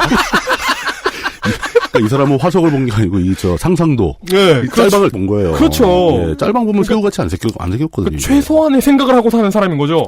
어딘가 이상한 걸 눈치챈 사람은 그만이 아니었습니다. 같은 날 SBS 스포츠, 그러니까 같은 SBS여도 팀이 달라요. 0.8m 괴물새우 화석 포유류의 조상이 새우라고 깜짝이라는 기사를 보면 0.8m 괴물새우 화석의 네티즌들은 0.8m 괴물새우 화석 갑각류가 포유류의 조상이야? 등의 반응을 보였다. 이 사람은 조금 더 생물학의 조예가 있어. 절지동물문 갑과가문 영갑강 타시미오 카리스가 절지동물문 공화강이고 고래는 척삭동물문 포유강이니까 누가 누구의 조상이고 아니고를 말할 수가 없는 그냥 완전히 다른 동물이라는 지극히 상식적인 직관이 있는 기자인 거죠. 생물학 개론을 기억한 거네. 네. 깨어있는 우라카이 기자를 발견했다. 네. 이뿐만이 아닙니다. 쿠키뉴스 4월 1일. 심해에 있을지도 몰라 강할 것 같은 0.8m 괴물새우 화석 눈길이라는 기사에서 제목이 창의적이네요. 이 기사의 네티즌 파트에는 포유류의 조상이라니 말도 안 돼 등의 반응을 보였다라고 되어 있습니다. 그리고 또 4월 1일 매경 이코노미 0.8m 괴물새우 화석 고래의 조상 말도 안 되는 소리라는 기사는 제목부터가 이게 잘못된 정보라는 것을 항변하고 있지요. 하지만 내용은 똑같아요. 그러니까 자기들이 생각해도 말은 안 되는데 어쨌든 이렇게 떠다니고 있으니까 그냥 갖다 붙이긴 하는데 자기가 생각해도 말은 안 되는 거예요. 네. 일단 이 동물은 새우가 아니고요. 고운 털은 몸이 아니라 촉수에 난 거고 이 털이 타미시오 카리스가 포유류의 조상이라는 증거라는 말은 빈처 교수가 한 적이 없어요. 그러니까 빈처 교수가 한국에서 자기가 하지도 않은 이런 무식한 소리를 했다는 소문이 났다는 걸 알게 되면 얼마나 억울하겠습니까? 명예훼손 고소가 들어오지 않는 것을 보면 이분이 일하느라 바쁘신 게 분명합니다. 그렇습니다. 그건 그렇고 얘네는 왜 또 그러니까 기자들이 굉장히 높은 확률로 타미시오 카리스 화성 얘기를 하면서 한 50% 확률로 페이토이아라는 생물의 사진을 넣어요. 그냥 사진을 긁어다 쓰기 좀 그랬나 봐요. 그러니까 사자 얘기하면서 고양이 사진 올려놓는 그런 격이죠. 그렇죠, 그렇죠. 그래서 그래요. 원본 기사에는 그 타미시오 카리스 사진이 한 4-4장씩 있는데 이런 그 다른 그러니까 엉뚱한 이미지를 검색한 거 아니에요? 그냥 긁어오기 좀 민망하니까. 이런 엉뚱한 이미지 검색할 시간에 원문을 그냥 확인이나 해보는 게 어땠을까 싶어서 좀 아쉬운 마음은 들고요. 그리고 같은 언론이 제목만 조금 바꿔가지고 또 올리기도 하고 하면서 타미시오 카리스는 굉장한 고초를 겪습니다. 부관 참시죠, 정말. 본의 아니게 고래의 조상이 되는가 하면은.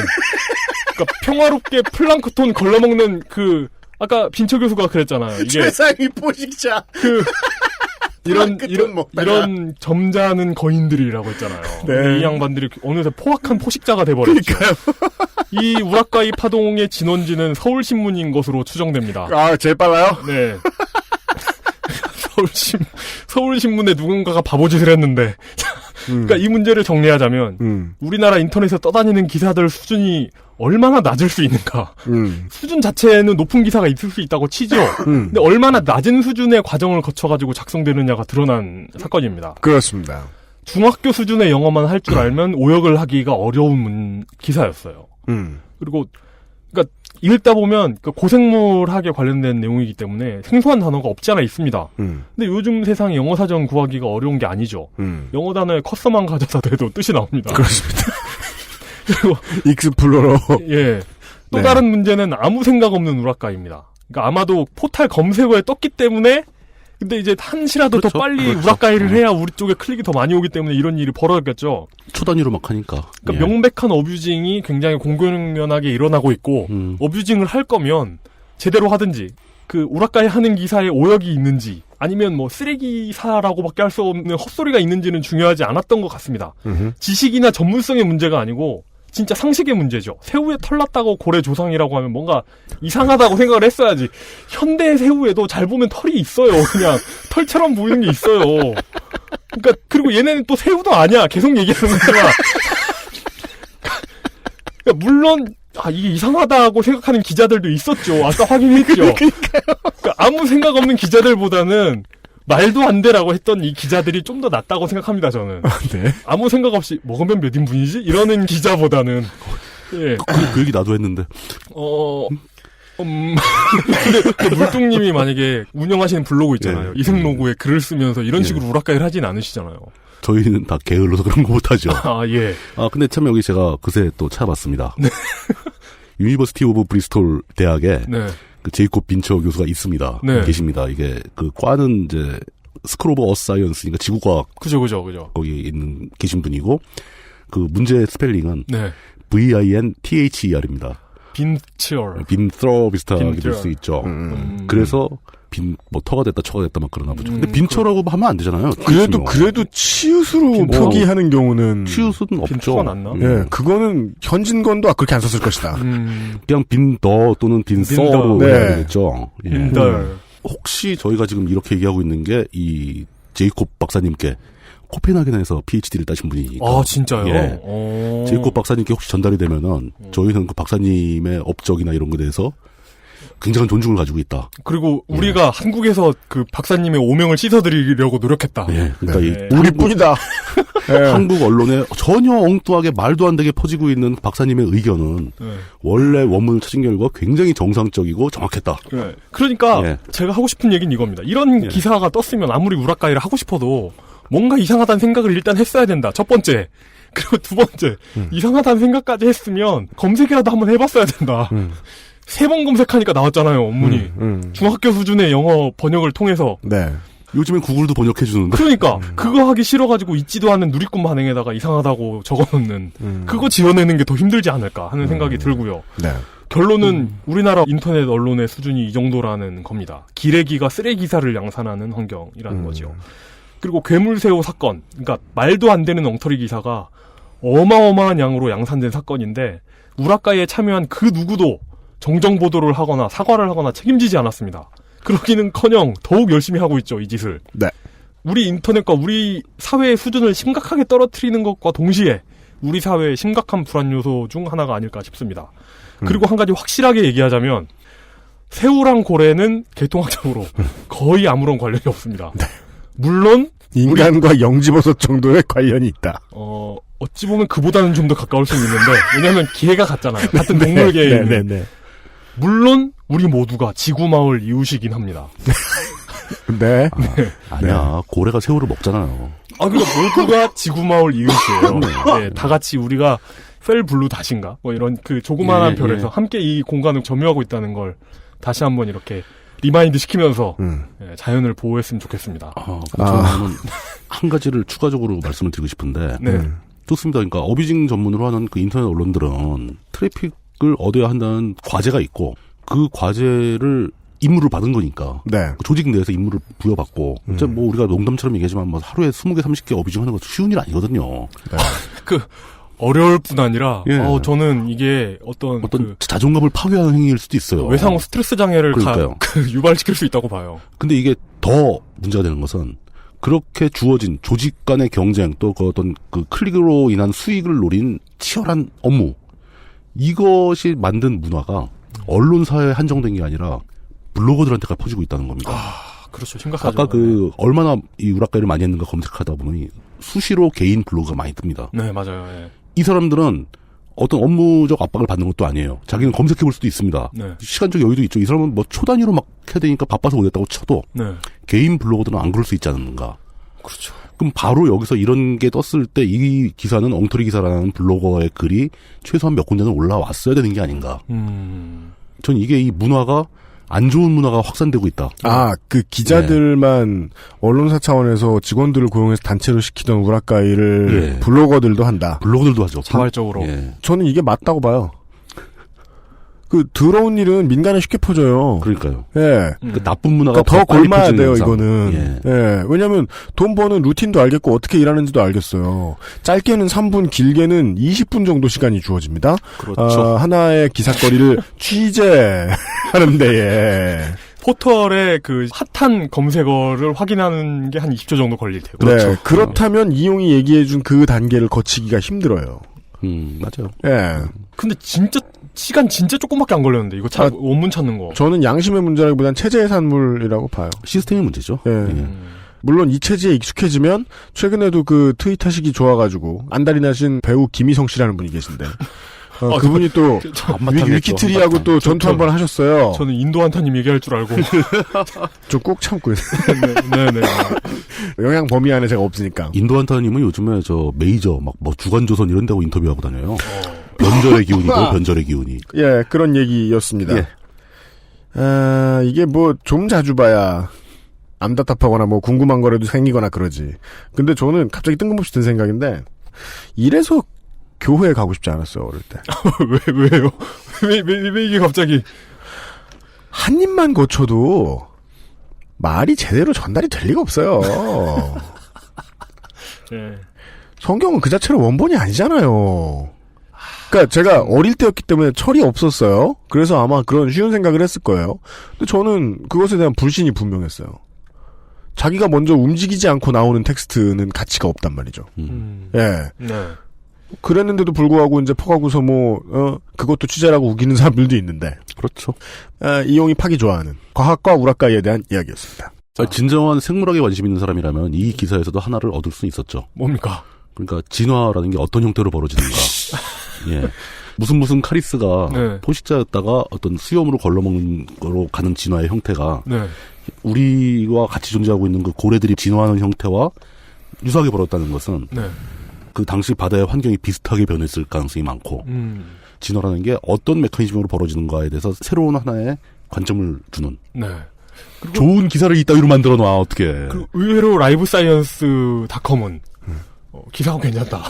그러니까 그 소재로 활용되지만 원문은 괜찮다. 네, 원문은 괜찮다. 그러니까 찌라시를 읽고 싶은데 그 내용이 궁금하면 데일리 메일이나 메트로나 그러니까 영국의 원문 사이트를 들어가서 보시면 되겠어요. 그렇죠. 근데 실제로는 거기 들어가서 보는 분들도 이 찌라시 언론이 계속해서 살아남는 이유는 사람들이 어떻게 반응할지를 알고 조종하는 형태를 갖추고 있기 때문이거든요. 그렇죠. 사람들은 제목을 읽고 화를 내고 싶어서 보는 거잖아요, 실제로. 혹은 리플을 보고 얼마나 화났나 나랑은 다른 생각을 얼마나 가지고 있는 찌질이들이 있나, 키보드 배틀이나 떠볼까.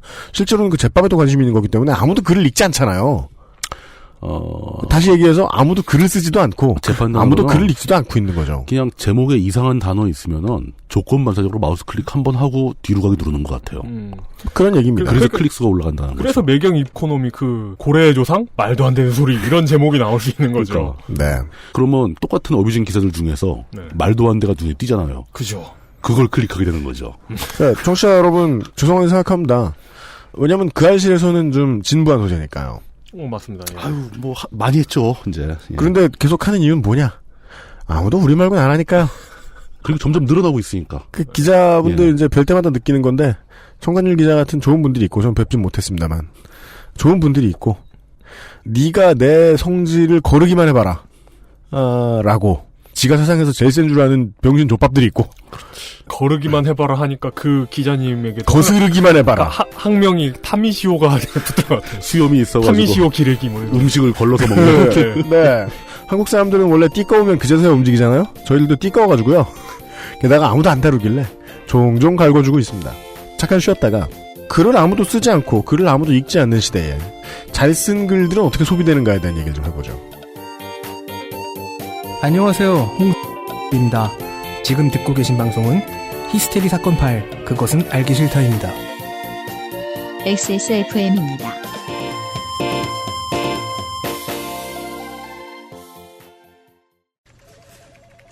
이대리, 맨날 살 뺀다면서 점심에 웬 소세지야? 에이, 과장님.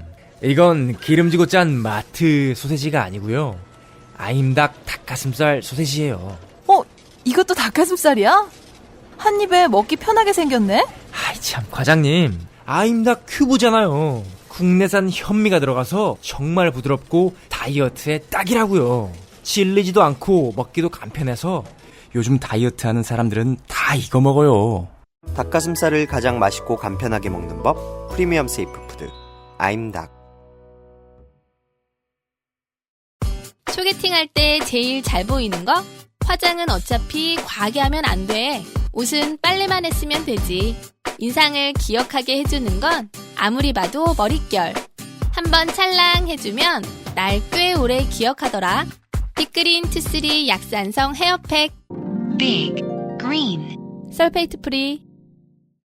이 민주평통원이 감이 떨어지면 방송이 길어지는데요. 그렇죠. 예, 최대한 짧게 준비한다고 했는데 또 모르겠습니다. 네. 뭡니까? 세 번째 주제어는 좋은 건 빨리 끝난다는 중요한 진리입니다. 좋은 건 빨리 끝난다. 좋은 네. 게 빨리 끝나죠. 예. 좋은 건 얼마 못 간다.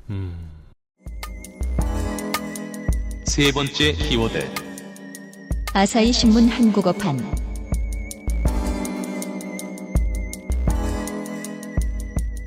물론 잘 생각하셔야 됩니다. 우리가 이제 지난 회에 취재를 하면서 느꼈지만 빨리 끝났다고 좋은 건 아닙니다. 그렇죠. 예. 네. 그렇지만 저 사람은 청렴하지만 무능해라는 말이 더럽다고 유능한 건 아니듯이. 네네네. 대개는 그렇다는 거죠. 네. 단명한 게 좋은 게 많았다. 그 와중에서도 되게 고마웠던 존재 하나가 이번 주를 끝으로 사라졌어요. 한국에서. 뭐죠? 한국어판 아사히 신문입니다. 네. 그 얘기. 그 얘기구나.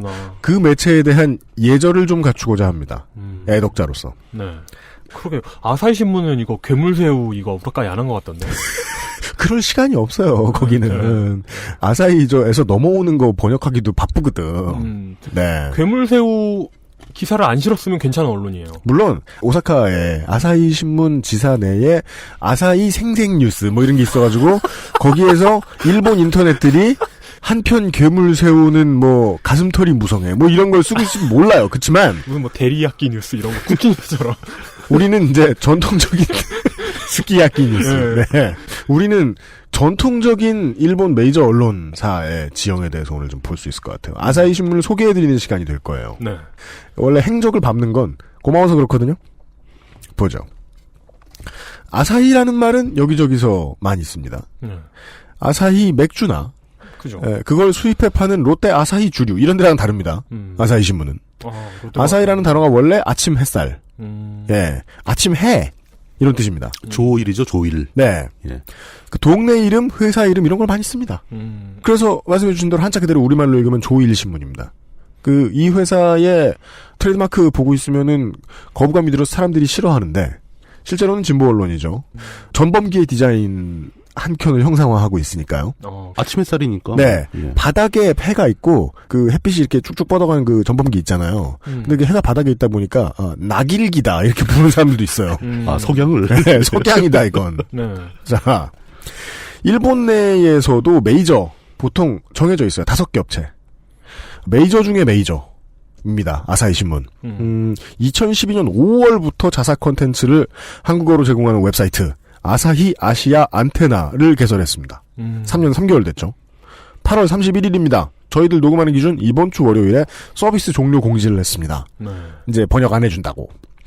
그냥 외국 회사가 한국 시장 간보다가 조용히 사라지는 허구한 날 있는 흔한 일인데 아쉬워하는 분들 꽤나 계십니다. 저도 그런 독자 중에 한 사람이고. 그냥 보내기 아쉬운 마음에 대충 갖다 붙이면 일본 언론 데이터 센트럴. 네. 예, 아사히 신문에 대한 간단한 소개입니다. 말씀드린 대로 일본의 전국 발행 신문이 5개가 있어요. 요미우리, 아사히, 니케이, 마이니치, 산케이 이렇게 있습니다. 영향력에 있어서 전국 신문하고 어깨를 나란히 하는 발행 부수 많은 신문 지방지인 주니치가 있는데 발행 지역은 중경 지방에 국한됩니다. 5개의 전국 발행 신문들 사이에서도 레벨 차이가 조금씩 나는데 동경이 근거지인 간토 출신의 요미우리 신문이 가장 큽니다. 야빠에게 흔히 떠오르는 요미우리 자이언츠를 갖고 있는 회사입니다. 실제로. 참고로 요미우리 언론사, 신문사 네. 얘기는 다음 그 알실 시간에 또 나올 겁니다. 그렇습니다. 내일 이 시간에 또 나옵니다. 예. 왜냐면은 일본 분에 대한 이야기를 하기 때문이죠. 네. 현재까지도 1000만 부 세계 최고 발행 부수를 외치고 다니는 신문사입니다. 요미우리는. 그렇죠. 그놈의 규모 자랑을 되게 저열해 보인다 싶을 정도로 열심히 하는데요. 근데 그런 매체의 특징은 예상 가능하듯이 저소득층을 위한 보수지입니다. 요미우리는. 네. 뭐 전형적이죠. 갑자기 한국의 어떤 언론사가 확 떠오르는데 그냥. 네. 그러니까 비교해 보시면서 들어도 좋습니다. 예. 한국과 일본은 늘 얘기합니다만 뭐랑 붙여도 참 잘 맞습니다. 네네네. 거의 비슷하니까요. 왜 터키더라 형제라고 부르는지 모르겠어요. 실제로는 제일 많이 섞인 건 일본인 주제에. 자, 그거는 일본하고 붙으면 우리가 형 노릇을 못할 것 같으니까. 아타튀리크한테 혼나보지도 않고서. 자, 요즘 분위기로는 일본 넘버2. 바로 요미우리 아래 영향력을 행사한다고 일반적으로 이해되는 업체가 아사히 신문입니다. 그렇죠. 그 요미우리와 반대로 소득과 교육 수준이 상대적으로 높은 독자들이 주류라고 보통은 봅니다. 요미우리가 도쿄, 간토오면 아사히는 오사카에서 탄생한 그렇죠. 칸사이의 대표입니다. 이 회사 역시 주장에 따르면 발행 부수가 800만 부에 달한다고 하는데 우리나라 분위기 최근에 오그라들 때로 오그라들었잖아요. 그런 한국 메이저 언론하고는 물론 뻥튀기는 당연히 있습니다. 신문 발행 부수라는 게. 물론 그렇죠. 그래도 수가 차원이 다르죠. 그 이유는 많겠습니다만은 제가 한 가지 정도 짚으라면 신문과 방송을 분리한 적이 없습니다. 이 나라는. 그래요. 그래서 아주 오래전부터 민영 방송사를 끼고 아사히 TV 들어갔다. 아사히 TV가 있죠. 신문과 같은 논조로 장사를 할 수 있었던 분위기를 저는 일단 꼽고 싶습니다. 사세 기울 걱정을 2010년대까지 할 필요가 없는 거죠. 그러니까 지금도 앞으로도 큰 이변이 없다면 요미우리는 아마도 영원히 자민당 편에 있을 거예요. 요미우리는 자민당 편이죠. 그리고 우리는 해외에서 보니까 좀 편안하게 볼 수 있죠. 아사히 신문은 중도좌파 정도로 분류를 합니다. 네. 한국일보가 보도국 분위기가 크게 바뀌어 있고 퀄리티가 급상승한 것이 그 알실 출연 이후죠. 맞아요. 시간을 보세요. 그러니까 내가 언제 직접적인 원인이래? 하지만 그러니까 그렇죠. 시기적으로. 하지만 시기적으로 한국일보 보도국의 분위기는 수준은 그 알실 출연 전과 후로 나뉘어요. 그렇습니다. 예. 그러니까 요즘에 과연 우연일까? 그렇다니까요. 요즘에 갑자기 올라간 한국일보 분위기 이 논조를 아신다면 쉽게 이해하실 수 있을지도 모르겠어요. 저는 요새의 한국일보와 아사히 신문을 좀 비교를 하게 돼요. 네. 매우 진보적인 대규모 지방지 홋카이도 신문이나 주니치 신문이 있는데 신문의 논조로 비교하기에는 중도 그런 신문의 논조로 비교하기에는 중도로 보이고 네. 5 메이저 업체 중에 꼴찌가 있습니다. 거의 저는 전범신문이라고 부릅니다. 그런 전국신문인 산케이가 있어요. 거기서 보기엔 극좌인 거예요. 그 참고로 산케이라는 업체는 우리나라 뉴스 프로에서 이렇게 아침에 가끔 이렇게 한심한 일본 얘기 소개하는 외신 코너 나오면 등장하는 뭔가 기분 나쁜 일본 예능, 뭐 아침 프로 이런 걸로 국내에서 유명한 후지 TV가 산케이의 그렇죠. 자회사입니다. 네, 맨날 뭐 유치원에 애들 혈액형별로 갈라가지고 애들 좋아하는 뭐 이런 거 나오는 그런 거 있잖아요. 네. 제가 후지 TV는 굉장히 안 좋아하는데 후지 TV에서 한번 그 참치를 낚시로 잡는 것에 대한 다큐멘터리를 만든 적이 있습니다. 다음 넘어가겠습니다. 그건 참 재밌었는데. 바쁠 때 자를 수 있는 내용 드래프트 1번 물뚝 낚시. 자. 물뚝 해산물. 그렇죠. 예. 물뚝과 바다. 네. 아사히도 아사히 테레비를 가지고 있습니다. 아사히 TV, 예. 굉장히 프로그램 좋은 거 많죠. 그냥 일본말로 읽어드렸습니다. 테레비입니다. 그죠? 아사히 테레비를 가지고 있는데, 이 방송사의 저녁 종합 뉴스가 있어요. 보도 스테이션이라는 이름을 가지고 있습니다. 그전에는 뉴스 스테이션. 사람들은 예능 스테이션이라고도 불렀어요. 너무 재밌다고. 시청률은 들쭉날쭉하지만 뉴스라는 게 일본 내에서 가장 인기 있는 보도 프로그램인 건 분명하다고 합니다. 그러니까 크게 5개 내외의 뉴스 꼭지를 심층 보도하는 형태의 프로그램입니다. 1986년에 필리핀의 민주화 운동할 때 그때 보도가 센세이션을 일으키면서 회사의 큰 히트작이 됩니다. 지면으로 말할 것 같으면 아사히 신문은 80년에 강주민주화 항쟁도 그렇죠. 아주 자세히 다룬 걸로 유명하거든요. 그 시청자와 밀착하기 위한 전략들이 뉴스마다 있을 텐데 이 회사는 중학생도 알만한 뉴스라는 모토를 내겁니다. 예능의 느낌을 정말 많이 집어넣고 금요일에는 게스트를 불러서 토크쇼 같은 꼭지를 삽입하고 이게 기존 브리핑식 뉴스에 비해서 일본인들의 반응이 워낙 좋았고 지금도 이렇게 떠오르는 느낌이 있죠? 그렇죠. 우리나라 JTBC 뉴스룸의 프로토타입입니다. 그렇죠. 그렇게 봐야죠. 그러니까 한국의 많은 프로그램들이 하는 일이긴 합니다만 PD들이 네. 일본 품에 가져오는 거. 저는 아직까지는 표절치고는 발전적 표절이라고 봅니다. 네. 이식이라고 얘기하죠. 그러면. 다른 점이 있다면 JTBC는 모기업 중앙일보와 논조가 정반대인 좀 특이한 케이스죠. 그죠. 네. 그렇지만 아사히는 신문과 TV 보도국이 거의 혼연일체입니다. 참고로 JTBC가 설립될 때, 그러니까 그 종편이죠. 설립될 때 그 아사히 TV가 지분을 보유한 거로 알고 있습니다. 네. 찾아봤어요. 예. 뭐 대주주는 아니고 그러니까 일부. 예. 일본 청취자분들 많으니까 뉴스 이제 그 밤 되면 보시는 분들은 아실 거예요. 재밌는 것도 똑같다. 그러니까요. 예. 장점을 참 많이 뽑아왔다는 느낌이 들거든요. 잘 벤치마킹을 해보면 긍정적으로 잘 가져온 거죠. 네. 예. 지금까지는 그렇게 봅니다. 네티즌의 반응이 한국과 비슷합니다. 아사히 신문에 대한. 전에 한번 소개해드린 적이 있어요. 아사히 신문을 접한 네티즌들은 네. 일본 내에 일배 상위 호환 사이트가 있죠. 그렇게 볼 수도 있는 투채널 그쵸. 같은 곳의 네티즌들에게 대차일까입니다. 별명이 그래서 빨갱이희입니다. 부르기도 어렵죠. 일본 말로는. 근데 그렇게 부릅니다. 일본에선 종북이라고 말할 수 없잖아요. 일본은 북한이 홋카이도인데. 그리고 또 공산당이 꼭 외국인들이랑 친한 것도 아니에요. 그죠. 그렇지만 공산당과 조선인을 어떻게든 엮죠. 그거 맞아요. 예. 투채널의 찌질이들은. 그러고 싶어 하죠. 네. 그 이미지로 부르는 이름이에요. 빨갱이희. 아니, 그러면 우리말 단어를 갖다 쓴다는 얘기예요? 저는 그것까지는 모르겠는데, 원래 없던 말이 만들어진 거란 얘기는 들었어요. 그 영향을 약간 받긴 받았겠죠. 네. 예. 우리나라 민물고기 이름이잖아요. 그러니까요. 80년대 말에는 극우 백색 테러범의 총격에 기자가 사망하는 일이 발생하기도 합니다. 그 사건은 기억이 나는 것 같습니다. 네. 그러니까 늘 자민당 1색이니까 한국에서 보는 일본은 다들 그냥 일본만 쭉쭉 찍어주나 보다라고 생각하는데 실제로는 부산과 비슷합니다.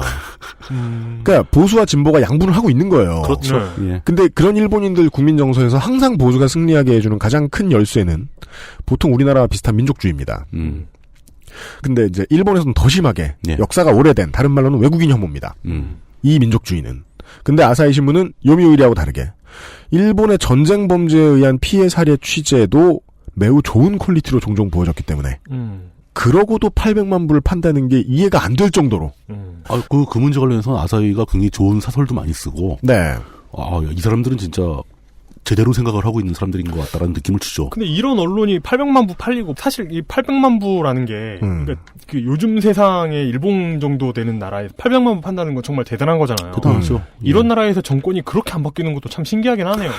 그러니까 답은 아까 말씀드렸죠. 그럴만한 이유가 요미우린 1000만 부. 예. 부산 느낌. 네. 부산 민주당. 항상 그쪽이 조금 더 센 거예요. 그냥. 네. 그래서 극우 세력 사이에서는 원래 헛소문이 많잖아요. 그렇죠. 아사히 신문사원의 70%가 제일 한국인이라는 헛소문도 돌아다닙니다. 롯데보다 한국 기업에 가까운데. 아까 얘기했던 롯데 아사히 주류도 실제로는 일본 롯데가 가장 많은 대주주라고 하죠. 네. 91년 8월 11일자 아사히 신문 사회면에 우에무라 다카시 기자의 취재로 일본군 위안부 피해자 고 김학순 할머니의 이야기가 광복 70주년에 일본 입장에서는 패전 70년에 그렇죠. 패전이죠. 처음 소개됩니다. 일본에. 이렇게 생각해보면 좋아요. 월남전 참전 한국군에 실로 극악무도한 민간인 학대 살상 이런 범죄 얘기 메이저 언론에 제대로 못 퍼지잖아요. 그렇죠. 그러니까 퍼지지 못했다는 건 논의도 안 됐다는 얘기죠. 그런 한국의 흉흉한 분위기를 떠올려 보면 우에무라 기자나 아사히 신문이 무슨 곤란을 겪었을지 상상하는 게 어렵진 않아요. 일본 내에서 날조 기자다, 그렇죠. 매국노다 이런 말을 귀에 못이 박히도록 들었다고 하죠. 배신자 얘기 듣겠죠. 일본도 정치 환경 참 말만 들어도 참 답답하다. 뭔 소리야? 똑같은데. 그러니까 일본도. 그러니까 친근감을 느끼는 상황. 왠지 익숙하다. 적응이 쉽다. 이런 거. 원래 저널리스트가 원칙을 고수하고 탐사보도 열심히 한 다음에 본대로 보도를 하면 보통 탄압은 전방위로 들어옵니다. 그렇죠. 모든 분야에서 다 들어오죠. 예. 80년에 광주 민주화운동 당시 이제 학살 심층 보도를 하고 보도가 된 다음에 겨우 2달 뒤에 전두환 정권에 의해서 서울지국 설립허가를 취소당하고 특파원들이 추방당했던 기록이 맞습니다. 있습니다. 아사히 신문에. 시계를 좀 뒤로 가봅시다. 31년 후에 2011년 3월에 동일본 대지진이죠. 후쿠시마 원전 사고가 되게 일본에 정말 많은 것들을 바꿔놨는데 그렇죠. 아사히 신문의 경우에는 진보적인 논조가 되게 강화가 되면서 그때 어차피 자민당 친화적인 언론은 아니었으니까 그 위상이 덕분에 팍 올라갑니다. 이제 아베 총리도 쪼잔한 걸로 말하면은 엄행부나 박근혜 못지않아요. 기록을 자세히 보시면 공식 석상에서 아사히 신문은 아베 정권 타도가 사시인 신문이라고 들었다. 이런 말을 하기도 합니다.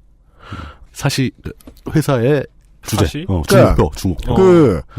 전국 훈시 이럴 때 그 사훈 같은 뜻이죠. 전국 2등 신문한테 이런 얘기를 할 정도면 여당의 실질적인 수장이 너무 화났다는 거예요. 무서운 게 안 보일 정도로. 야, 니들은 내가 퇴진하길 바라는 거지라는 얘기를 대놓고 2등 언론사한테 그냥 직접 한 거니까. 원래 정치인들은 언론사한테 욕 안 하거든요. 그렇지 않습니까? 지금도 원전 반대 집회는 전국 각지에서 열리고 있고 일본에서는. 그리고 최근에 대규모 평화헌법 유지 집회가 있었죠. 물론 이건 성격이 좀 복잡한데요. 이거는 한 번에 말 못하는데. 그건 스토리가 긴 얘기입니다. 그렇지만 이 얘기는 할 수 있어요. 아사히 신문이 전국에 가지고 있는 지배력을 보여주는 사례라고는 볼 수 있다는 겁니다. 예. 아사히 신문이 앞장서니까 그만큼 커지더라. 네. 이렇게 되는 거죠. 그러니까 돈을 벌어야 하는 회사로서의 언론사들의 입장을 한번 생각을 해보면요. 메이저 업체들 중에 발행부수 5위의 산교게이자이, 산케이 신문은 지면을 딱 펼치면 느낌이 동아일보. 그러니까 극우적이고 싶은데 글을 좀 못 쓰는. 어떻게든 열심히 하고는 있는데, 그러니까 보다 더 열심히 하는 건 눈에 보이는데. 가끔 본의 아니게 진보적이에요. 실수로. 뭔가 이렇게 눈 감고 어두운 곳을 가고 있는 아이 같은 느낌의 그러니까 이용의 말을 짧게 좀 발로. 발로. 산케이 신문은 최근 유명한 사건을 쳤죠. 네. 만약에 대한민국 정권, 청와대가 일본의 언론하고 싸운다면은 아사히일 줄 알았어요. 네. 근데 산케이죠. 지금 박근혜 청와대는 산케이하고 싸우고 있잖아요. 그렇습니다. 네. 그러니까 일본 극우의 성격은 혐한이기 때문이죠. 그렇죠. 그것 가장 중요한 거죠. 코드는. 자. 그래서 요번에 산케이에서 그것도 실었잖아요. 구한말, 민비, 명성황후, 그 암살당한 얘기 이런 거 실어가지고 청와대를 노린 겨냥한 거 아니냐 이러면서 또 화내고 막 그랬잖아요. 네. 저는 그게 좀 약간 특이한 느낌이 드는데, 물론 청와대가 산케이 기자를 먼저 추방시키거나 입국 갈 때 잡고 막 그랬었잖아요. 그 느낌으로, 야, 산케이가 굉장히 일본에서 극우 신문인데, 그 신문하고 싸울 정도면 우리 청와대는 뭐냐. 이런 느낌이 약간 들었고요. 민노당이냐. 근데, 아니죠. 그러니까 여기서 알 수 있는 중요한 원칙이죠. 서로 다른 나라의 극우들은 서로 싫어하게 돼 있다. 바로 그거 같아요. 예. 극우는 본질적으로 애국을 깝니다. 본질적으로 우리 밖에 있는 뭔가를 외부를 다 싫어하는 거예요. 예. 그래서 그런 거.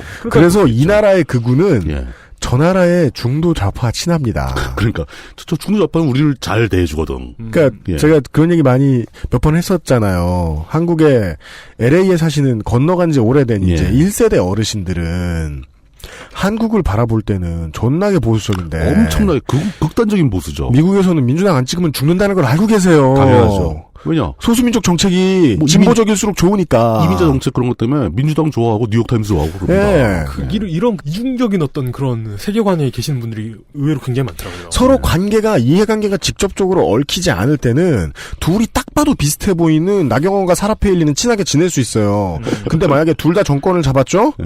그러면 도널드 트럼프 정부는 나만의 전쟁을 치를지도 몰라요. 그렇죠. 그거하고는 약간 결이 다른 얘기일 수 있는데 이것도 재밌는 얘기가 하나 있는데 우리나라에서 굉장히 극단적인 보수적 성향을 보이는 언론인들 있죠. 네. 이 사람들이 해외 사태를 바라볼 때는 굉장히 진보적으로 봅니다. 근데 이게 국내 문제로 들어오는 순간 그냥 완전히 깡으로 막히는 거예요. 한국의 특수성 이런 얘기. 그렇죠. 하면서. 한국의 특수성 다른 얘기가 뭐 이런 식으로 나오죠. 네. 굉장히 이중적이죠. 비슷한 얘기를 지난주에 취재로 알려드린 적이 있어요. 그러니까 사실 동아일보만 해도 좀 칭찬이고요. 제 느낌은요. 제가 이제 일본어가 시원치가 않아서 모르겠는데 국내 인터넷 극우매체 정도 떠올리게 저는 독립신문쯤이나 떠올리게 하는 네, 이게 이제 상태는 좀 그래요. 독립신문. 그러니까 언론사 교육 잘 못 시켰구나. 언론 교육. 진짜 이런 그런 거 소송해야 됩니다. 진짜. 그 옛날에 우리 교과서에 나오는 그 문신 립덕 말고요. 네, 요즘 거. 그거야. 뭐 최초의 합순 한글 신문이고 의미가 있는 거고요. 네. 그러니까 그 독립신문을 지금 욕되게 하고 있는. 하여간 지금 뭐 그 상대가 되는 산케이에 대해서 말씀을 드리고 있는데 예. 산케이는 그냥 간단합니다. 닥치고 자민당 편, 닥치고 혐한입니다. 그렇죠. 예. 열정적이고 고정적인 우리 편이 있기 때문에 이 사람들은 영업이 됩니다. 영업의 측면을 얘기하고 있잖아요. 자기 독점적인 시장이 있는 거죠. 네, 그렇죠. 예, 그걸 잡고 있는 거죠.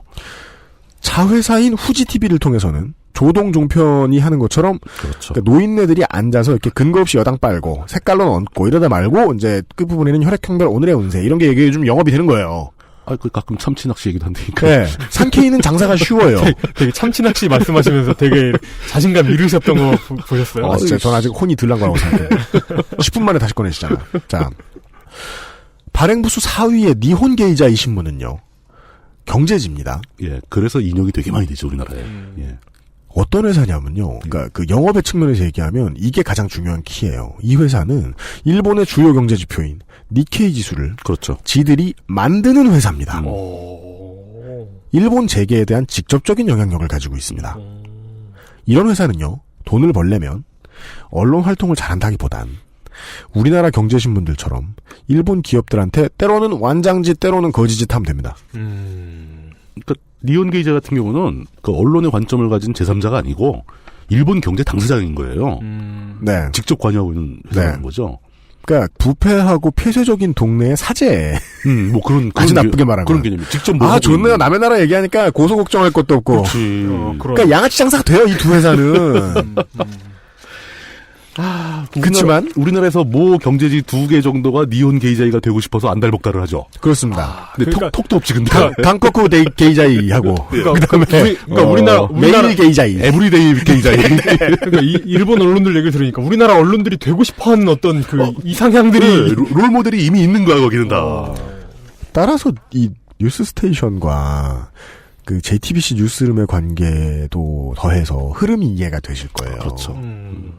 하여간 판박이는 판박이다. 그렇게 보면요. 이 논조나 퀄리티가 중요한 역량이라고 생각하는 언론사 그렇죠. 본연의 기능이 중요한 역량이라고 스스로도 부심을 갖고 있는 아사히 같은 회사의 입장에서는요.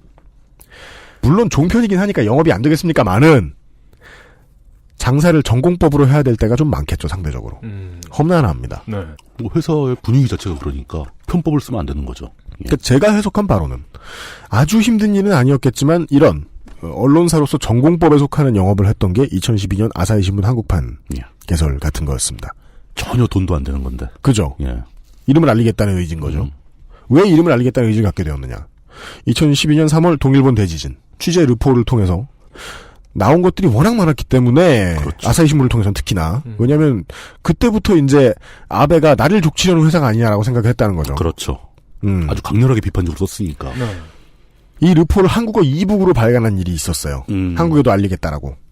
이때 본사가 관심을 가져서 한국 진출에 간을 보기 시작한 거라고 저는 봅니다. 시장이 가능성이 있네? 뭐 이런 느낌은 들었겠죠. 네. 예. 그래서 집중적으로 제일교포 관련된 소식과 한중일 삼국관계와 관련된 사건 사고 이것만큼은 국내 언론에게는 따라갈 수 없는 취재력을 보여줍니다. 한국어로 봐서 알게 됐지만요. 기사의 레벨이 달랐죠. 예, 그러니까 정보력은 뛰어났고 우리 입장에서는 다른 나라니까 정파성도 적어요 기사가. 그 덕분에 조용히 열심히 보시는 분들이 꽤 많았는데. 저 트위터로 구독하는 얼마 안 되는. 네. 보시는 분들이 너무 조용해서인지. 실제로는 아마 영업 이익 산출이 안 됐겠죠. 당연했죠. 다른 회사들은 그 발기부전, 괴물새우. 아니, 그니까 그 광고 말이야, 광고. 광고. 네. 내가 아까 본 거, 그 유튜브에 유명한 화장 아는 여자분, 이거 쭉쭉쭉쭉 걸려있잖아요. 2중, 3중으로. 아사히는 그런 거 없었죠. 네. 아사히는 언제나 그 아사히 TV의 마스코트 그 덕후같이 생긴 그 캐릭터 있어요. 그것만 늘 나와요. 수묵한 표정으로 써있고. 진짜 그 인터넷 언론 보면 그 광고 때문에 진짜 너무, 혐오스러운 광고도 너무 많고. 그나마 PC는 그래도 기사 내용이 좀 보이는데 모바일에서는 기사가 아예 안 보이는 사이트도 있습니다. 정말 심각합니다. 제가 이제 안드로이드 기기들이 이제 많이 발전했다라는 걸 느낀 게, 한 50%의 확률로, 그, 우리나라 인터넷 언론사 이렇게 기사 직접 보다가, 한 번 딱 눌렀을 때 바로 광고창을 닫을 수 있을 때. 원래 죽어도 안 되잖아요. 난리 나잖아요. 그 엑스표를 숨겨놓잖아요. 사실 안드로이드 유저 입장에서는 목숨을 건 모험이에요. 그냥 보고 말지 괜히 잘못 눌렀다가 설치되면 그 짱납니다. 큰일 납니다. 안드로이드 APK가 그대로 들어올 수 있어요. 그래서 터치감이 좋아야 된단 말이죠. 화면이 커야 돼요. 5번을 틀리지 않고 딱 들어. 이게 페르시아 왕자예요. 위험하기가 난이도가.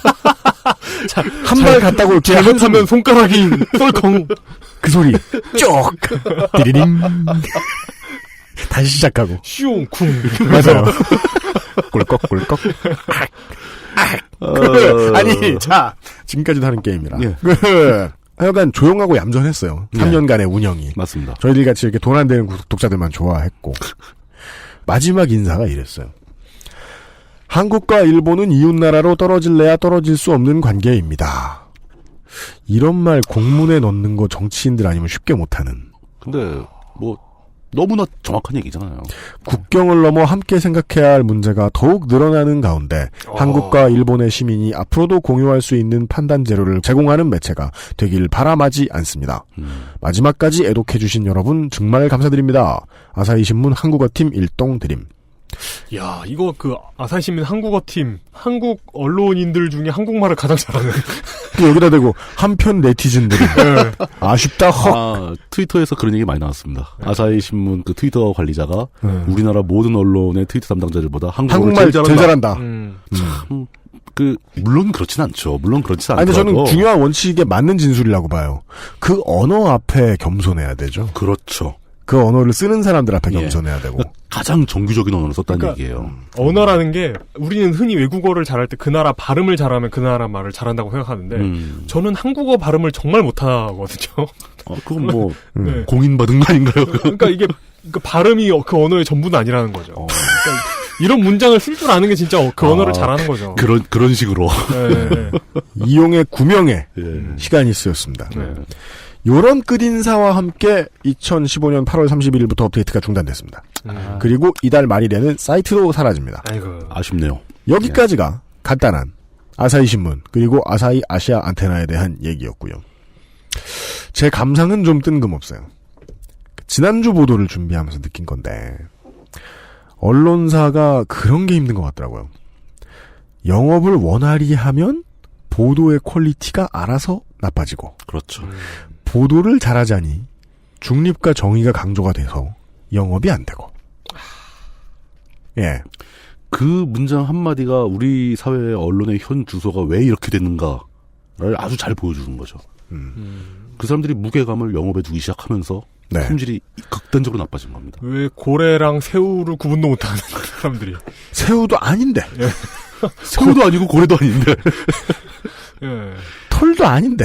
왜 그런 언론 환경이 됐는가를 설명해주는. 네. 그건 영업 때문이죠. 네. 그래서 저는 제 개인적인 뜬금없는 소감으로 마무리를 할 것 같아요. 끝으로. 길지 않은 시간이었지만 국회의 의정 활동에 대한 정보 쌓기에 여념없는 매체가 있어요. 저는 거의 한국 인터넷 언론의 가장 기적적인 실험이라고 보는데요. 왜냐하면 진짜 훌륭한 건 보통 시민들이 모여서 만들거나 오마이뉴스, 예. 혹은 정치적인 이해관계가 얽혀있는 사람들이 모여서 만들어요. 근데 머니투데이 더삼백은 네. 가장 거리가 멀고 가장 번역하기 힘든 경제지 돈으로 만들었어요. 어떻게 이런 게 나왔죠? 그러니까 제가 얘기하잖아요. 저 예측을 아까 처음에 얘기한 거예요. 좋은 건 빨리 끝나요. 여기서 일하시는 기자 여러분께 응원의 인사를 독자로서 전합니다. 왜? 어째 좀 훌륭하다 했더니 반응이 안 나와요. 저 정말 아까워하는 매체라서 한번 추천해드립니다. 머니투데이 300에서 생성되는 글들에 저도 개인적으로 도움을 많이 받습니다. 네. 거기 데이터 좋습니다, 진짜. 한 번씩 읽어보시길 권합니다. 그렇습니다. 그리고 여기 그 국회의원별로 이렇게 기사들 DB 정리해놓은 것도 참 좋죠. 그러니까요. 네. 그런 개념 자체가 너무 좋고 뭔가를 찾을 때 찾아보기도 되게 쉽게 돼 있고. 네. 예. 우리가 이제 우라카이 기자들 자꾸 뭐라고 하는 이유도 어떻게 보면 좀 저널리즘으로서는 살짝 게으른 저널리즘일 수 있는 게 그렇죠. 싫어하고 싶은 거 싫어하는 거는 말초신경이 빨리 채찍질을 해주기 때문에 쉽거든요. 그죠. 근데 되게 고마운 존재라 그 고마움을 좀 효과적으로 열심히 준비해서 표현하는 거 있잖아요. 그거 어려운 일이에요. 그렇죠. 어려운 일이에요. 사람들이 밖에 나가서 진짜 고맙다고 하는 사람들은 다 사이비 교주들밖에 없잖아요. 진짜 고마운 존재들은 존재감이 없어요. 그러니까 아사히 신문 한국어판에 폐간 소식을 접하면서 들었던. 네. 그러니까 폐간은 아니죠. 그러니까 나오는 건 나오고 그냥 발행만 그만두는 거지. 그렇죠. 서비스 중단일 예, 뿐이죠. 한국어판의 서비스 중단일 뿐이지만 하여간 보면서 들었던 아쉬움은 이거는 뭐 동네에 그 슈퍼 할머니 할아버지 돌아가셨을 때 느끼는 그 슈퍼가 내 집 근처에 아주 가까이 있어서 굉장한 편리를 주고 있었는데. 네. 당연히 있을 거라고 생각했더니 오늘 갑자기 문을 닫더라. 아, 대표님 고마웠구나. 예, 정말 고마운 존재였구나. 네. 아쉽네요. 그러니까 그 아사히 신문이 기사 링크 올리면 리트윗이라도 좀 많이 해드릴 걸. 없어지고 나니까 이런 느낌이 드네요. 네. 예. 전 그 아사히 신문 처음 있을 때는 아니, 무슨 일본 언론이 이런 주제를 가지고 이런 그러니까 전 이러면서 좀 놀라웠어요. 그러니까 저 놀랍기 전에 좀 띠꺼운 게 좀 있었거든요, 사실. 왜요? 아니 그 일본 언론인데 우리에게도 민감한 우리나라의 주제에 대해서 기사를 쓰고 있으니까 퀄리티에 상관없이 좀 띠껍더라고요. 그런 게 있었는데. 뭐 그래. 부끄러워야지. 부끄러운 게 맞죠. 우리가 해야 할 걸 못하고 있는데 쟤들이 하니까. 네. 부끄러워야 맞는 거죠. 그 띠꺼움이 아니라 부끄러움이었나? 구분이 안 되는 거. 그리고 있겠네요. 뭐 예.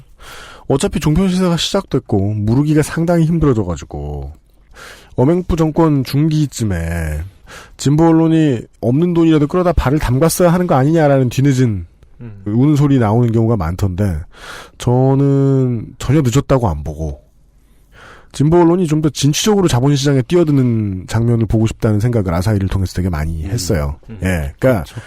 꼭 치사해야 거상이 되는 거 아니잖아요. 한국은 치사한 놈만 성공하니까 자꾸 이렇게 내 편가르기가 더 쉽잖아. 아사히 신문 보면서 여러 가지 생각이 들길래 청취자 여러분들께 뭐 잘했다라고 빨아주기는 좀 저도 지식이 모자라서 모르겠고 그냥 인사하는 차원에서 간단하게 얘기를 해봤습니다. 아디오스. 짜이찌엔. 그런 얘기였습니다. XSFM입니다. 거품, 향, 색깔 다들 뭘로 만들었길래 이렇게 진하고 많지? 저 화학 성분들 내 피부에 남는 건 아닐까? 시간만 많으면 코코넛 오일로 내가 샴푸를 만들겠지만 난 바쁘니까 빅그린 약산성 헤어케어 시스템 빅 그린 설페이트 프리 조금씩 여러 부위 한우 박스 여기까지가 한 석 달 쉬었나요? 민주적이고 평화로운 오늘의 뉴스토크 시간이었습니다. 간만에 하니까 재밌네요. 그런가요? 예, 저만 재밌는 거죠. 청취자 여러분들은 어떻게 생각하실지 모르겠지만. 뭐 우리가 재밌는 게 중요한가요? 뭐. 아, 그것도 중요하지. 아, 그런가. 아까 그 얘기 했잖아요. 뭐죠? 미국에서 살다 보니 미국의 인종 문제에 있어서 진보적이고 개혁적인 정치 세력을 지지하게 되고 한국에서는 그냥 박정희의 자손이 대대손손 대통령이었으면 좋겠다고 생각하고 같은 사람이 술자리에서 입만 벌리면 노무현 대통령님 그립습니다 했던 그 출판사의 뭐 상문지 뭔지 하는 사람은 상습적인 여성 직원들에 대한 성추행과 이를 무마시키려는 협박. 그리고 그게 언론에 공개되면 그 언론을 협박하는 등으로 유명해지기도 하고요. 간부가 된 노조위원장이 노조를 탄압하는 법을 가장 잘 알고 있기도 하고요. 예. 그런 세상입니다. 입장에 따라서 사람들의 병맛은 되게 찬란한 각도로 빛나고 있다는 걸 이해를 하시고 마음을 먹고 가시면 고향 가서 싸우지 않을 확률이 매우 높습니다. 그 얘기는 다음 주에 또 해야 되는데요. 그렇죠. 그러니까 왜냐하면은 진짜 설날 스트레스, 명절 스트레스는요 한 반년 간단 말이에요. 네. 그러니까 그때 캠페인을 해야 되겠어요. 그러니까 이게 이미 명절이 좀 많이 남았잖아요. 다음 주에 얘기해도 되고 뭐 그런데 먼저 남았을 때는 어떤 전략적인 면에서 싸움을 피하는 법을 이야기하고 그리고 명절이 임박했을 때는 상처를 치유하는 이제 전술적인 면에서 어떻게 피할 것인가 각각 개별적인 상황에서. 저는 그나마 좀 다행인 게 저희 집안은 작년에도 말씀드렸지만 네. 아예 말을 안 하고 안 싸우는 쪽이라서 그건 편합니다. 대신에 저는 이제 어떤 타격을 받냐면은 벌초를 해야 되잖아요. 네. 제가 진짜 40대 후반에 제가 막내라서 제가 예초기를 들어야 됩니다. 그거 들고 한 몇 시간 딱 하고 뭐 산소 몇 군데 이렇게 다 벌초하잖아요. 네. 오른팔 근육이 이제 마비에 가깝게 돼가지고 이 숟가락질이 안 될 정도로 후들후들 떨리고 그래서 그걸 올해는 좀 어떻게 피해보고자 네. 미리 이제 근력 운동을 좀 하고 있는데 효과가 어떨지 모르겠네요. 그걸 피하는 더 좋은 방법은 근력 운동보다 예. 전기톱이나 예초기 아닐까 하는 생각. 그 예초기 자체가 예초기를 들어도 힘들어요? 예초기 들고 몇 시간 하면 오른팔이 막 그냥 막. 아 그래요? 예, 힘들죠. 이제 그 집안의 대표가 바뀌는데 따님을 하셔야죠 이제 내년부터는. 근데 그게 문제는 또 네. 이제 문화가 바뀌었잖아요. 네. 우리 세대 아래 세대는 벌초 작업에 참여를 안 한다는 거죠. 아 그래요? 예. 그냥 막내예요, 막내. 그냥 생각이 바뀌었다는 듯이 말씀하세요. 벌초 피크제 이런 거 해가지고. 벌초 피크제. 내가 지금 40이 넘은 지 한 몇 년, X년 되었으니까. 벌초에 대한 생애 계약을 철회하자. 40세 벌초의 30% 정도만 하겠다. 아니면 동분해서 12시 방향에서 4시 방향까지. 가운데 점을 찍은 다음에. 네, 그렇죠. 네. 뭐 그런 식으로. 조상님들이 이해하실 겁니다. 네. 힘들어요. 벌초하면 힘들어. 전에는 뭐 벌도 한번 써가지고 벌초하다가. 네. 우리 모두의 병맛에 대해서 이야기하는 히스테리 사건 파일 그것은 알기 싫다. 내일 이 시간에 독재의 병맛에 대해 한 달 만에 한 주 늦었죠? 예, 들고 찾아오도록 하겠습니다. UMC의 책임 프로듀서와 물뚝심송 상임고문 이용 상임수석 이현아 기술행정관이 수고하고 있습니다. 내일 뵙죠. 안녕히 계십시오. 수고하셨습니다. 감사합니다. XSFM입니다. I, D, W, K